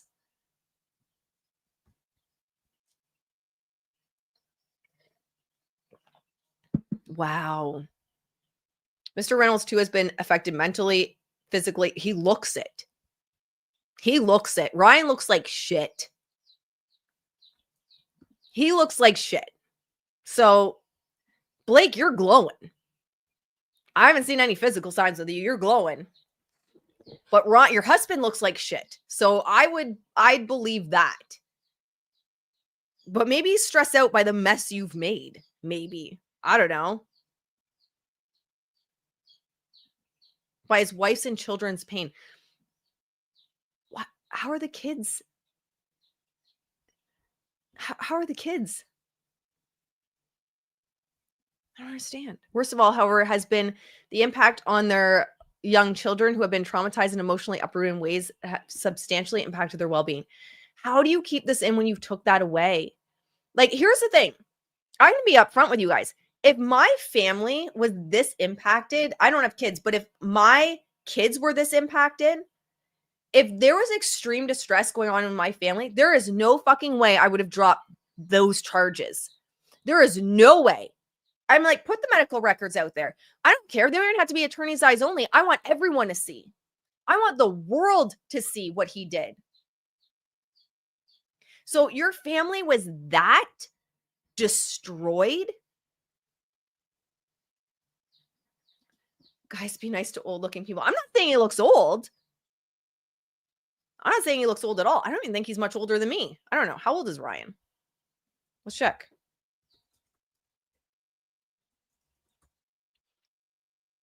He's 8 years older than me.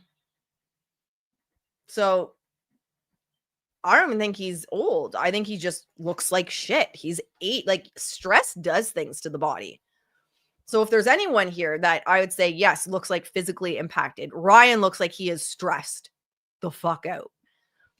The threats and harassment are not limited to Miss Lively. Any individual with even a tangential connection with the underlying events face attack and the inevitable emotional consequences of being targeted and shamed. So is the other side. I'm not saying it's okay. I don't believe it is okay to harass people. I don't believe it's okay to go into her DMs and harass her. I don't believe it's okay to do that stuff. I don't think that's right.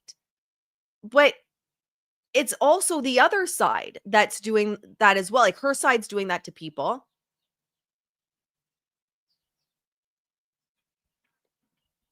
I don't think it's right for either side.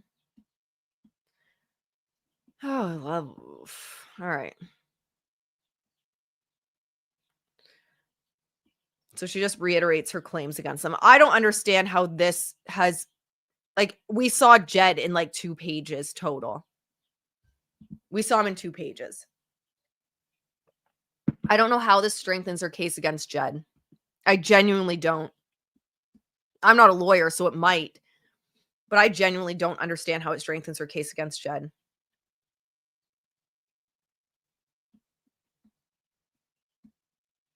She's just going through all the causes of action. I don't know, guys. We went way over. I was hoping to do like 45 minutes. It's like 2.5 hours. Damn it. I talk too much. What do you guys think? Let me know what you guys think. What do you guys think of this?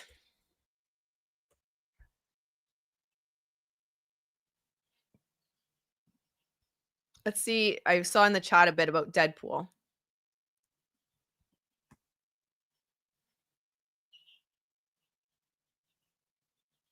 Marvel has no plans for Deadpool 4.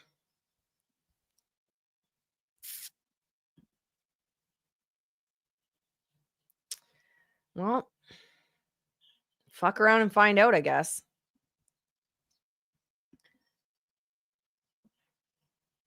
Marvel's new approach to superhero movies is primed to impact even a few of the juggernauts in recent years. Specifically, the Ryan Reynolds-led Deadpool series is coming off its 2024 release, Deadpool and Wolverine. However, the latest report on what lies ahead for the R-rated superhero series is murky. As Variety first reported, an industry-wide pullback on superhero films has led to Deadpool and the already delayed Blade remake backburned.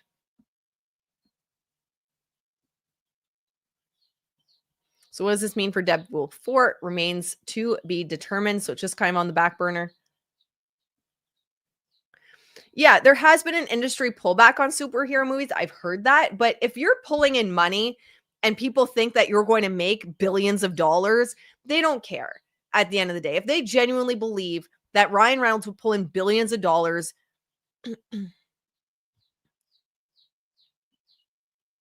yeah, Marvel has no plans for Deadpool 4.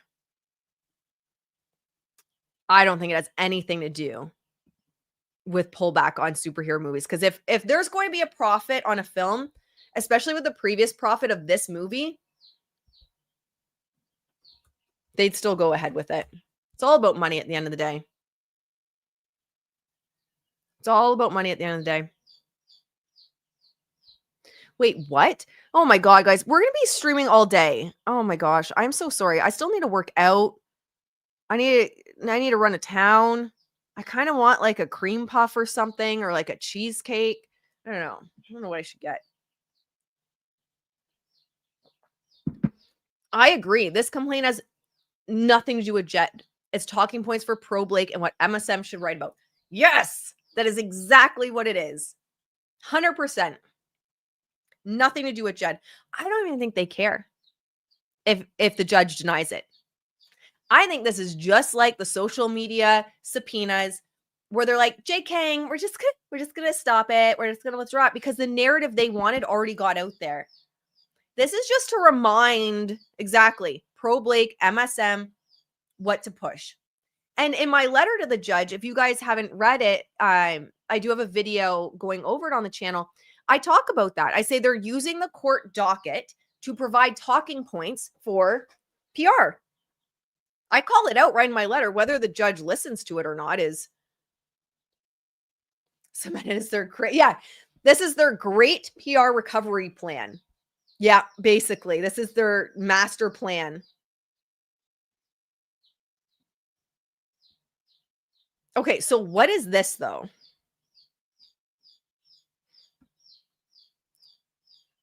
Oh, is this just the video we already saw? As Blake Lively prepares for a showdown with Justin Baldoni's lawyers today, experts are saying his team will focus on weaknesses in her accusations, with a video obtained by Daily Mail likely to be their star exhibit. Oh, is it just the dance scene? The Ends With Us actress is set to undergo her deposition Thursday, with Baldoni's legal team expected to do a deep dive into all of her claims. But experts are now claiming that footage exclusively obtained by the Daily Mail in January. Oh, yeah. See, they're just, yeah, from January, but it's okay. I think it's actually smart. Get that back in the news.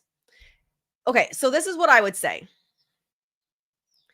Blake's team, in my opinion, I agree with you guys. My opinion is that Blake's team used as PR, which you guys are catching on to as well. If Justin's team had responded through PR, this would be a good thing to put up to the forefront. Why? Because she brings up in that little PR piece, disguised as a second amended complaint, she brings up that scene again. And as that's proof that she was SH'd on the set. That proves that he's a predator. That proves all these things. So I think it's actually, if it was, I don't know if it was or not, but if it was his team putting that out. I support them in that. Again, defending yourself against the PR stunt that her team has done, covered by litigation privilege. I saw someone ask, where can we cheesecake in your inhaler? I love you guys. You're like, girl, do not forget your inhaler. I did get a tea though. My husband brought me a tea, which has helped significantly. I'm sorry for anyone listening. You had to we had 20 minutes where I could literally not talk. When is the deposition happening? It's supposed to be, your kitty's so cute. It's supposed to be happening today. Apparently, people are reporting that she showed up. So yeah, that's what's trending under. So this is Blake Lively's news today, which is good. So the video, and then she drops the subpoenas against the YouTubers.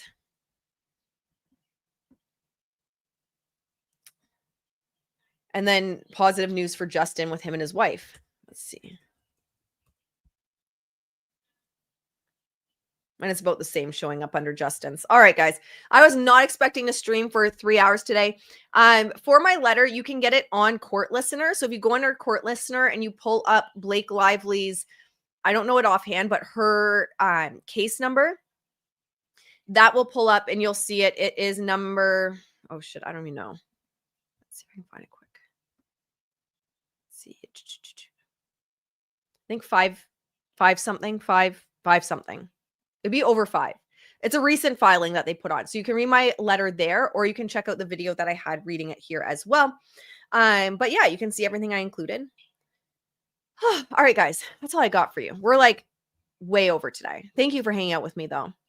I really appreciate you guys hanging out with me. I swear Blake stresses me out. We're going to have to find some less stressful content to also do on the channel, because I don't know. I don't know how much more Blake specific content I got left in me, guys.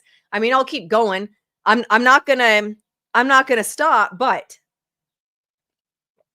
she stresses me out. Shirt, where is it? Shirt, we are the dragons. I love that. Thank you for being here, my friends. Okay, I'm going for real, guys. Thank you for being here. I appreciate you so much. Thank you for keeping the chat what I always intended for it to be, which was a great place to hang out with your friends, a place that feels like family. And thank you for holding everyone to that standard. And with that, guys, I'll see you in the next one. Bye, guys.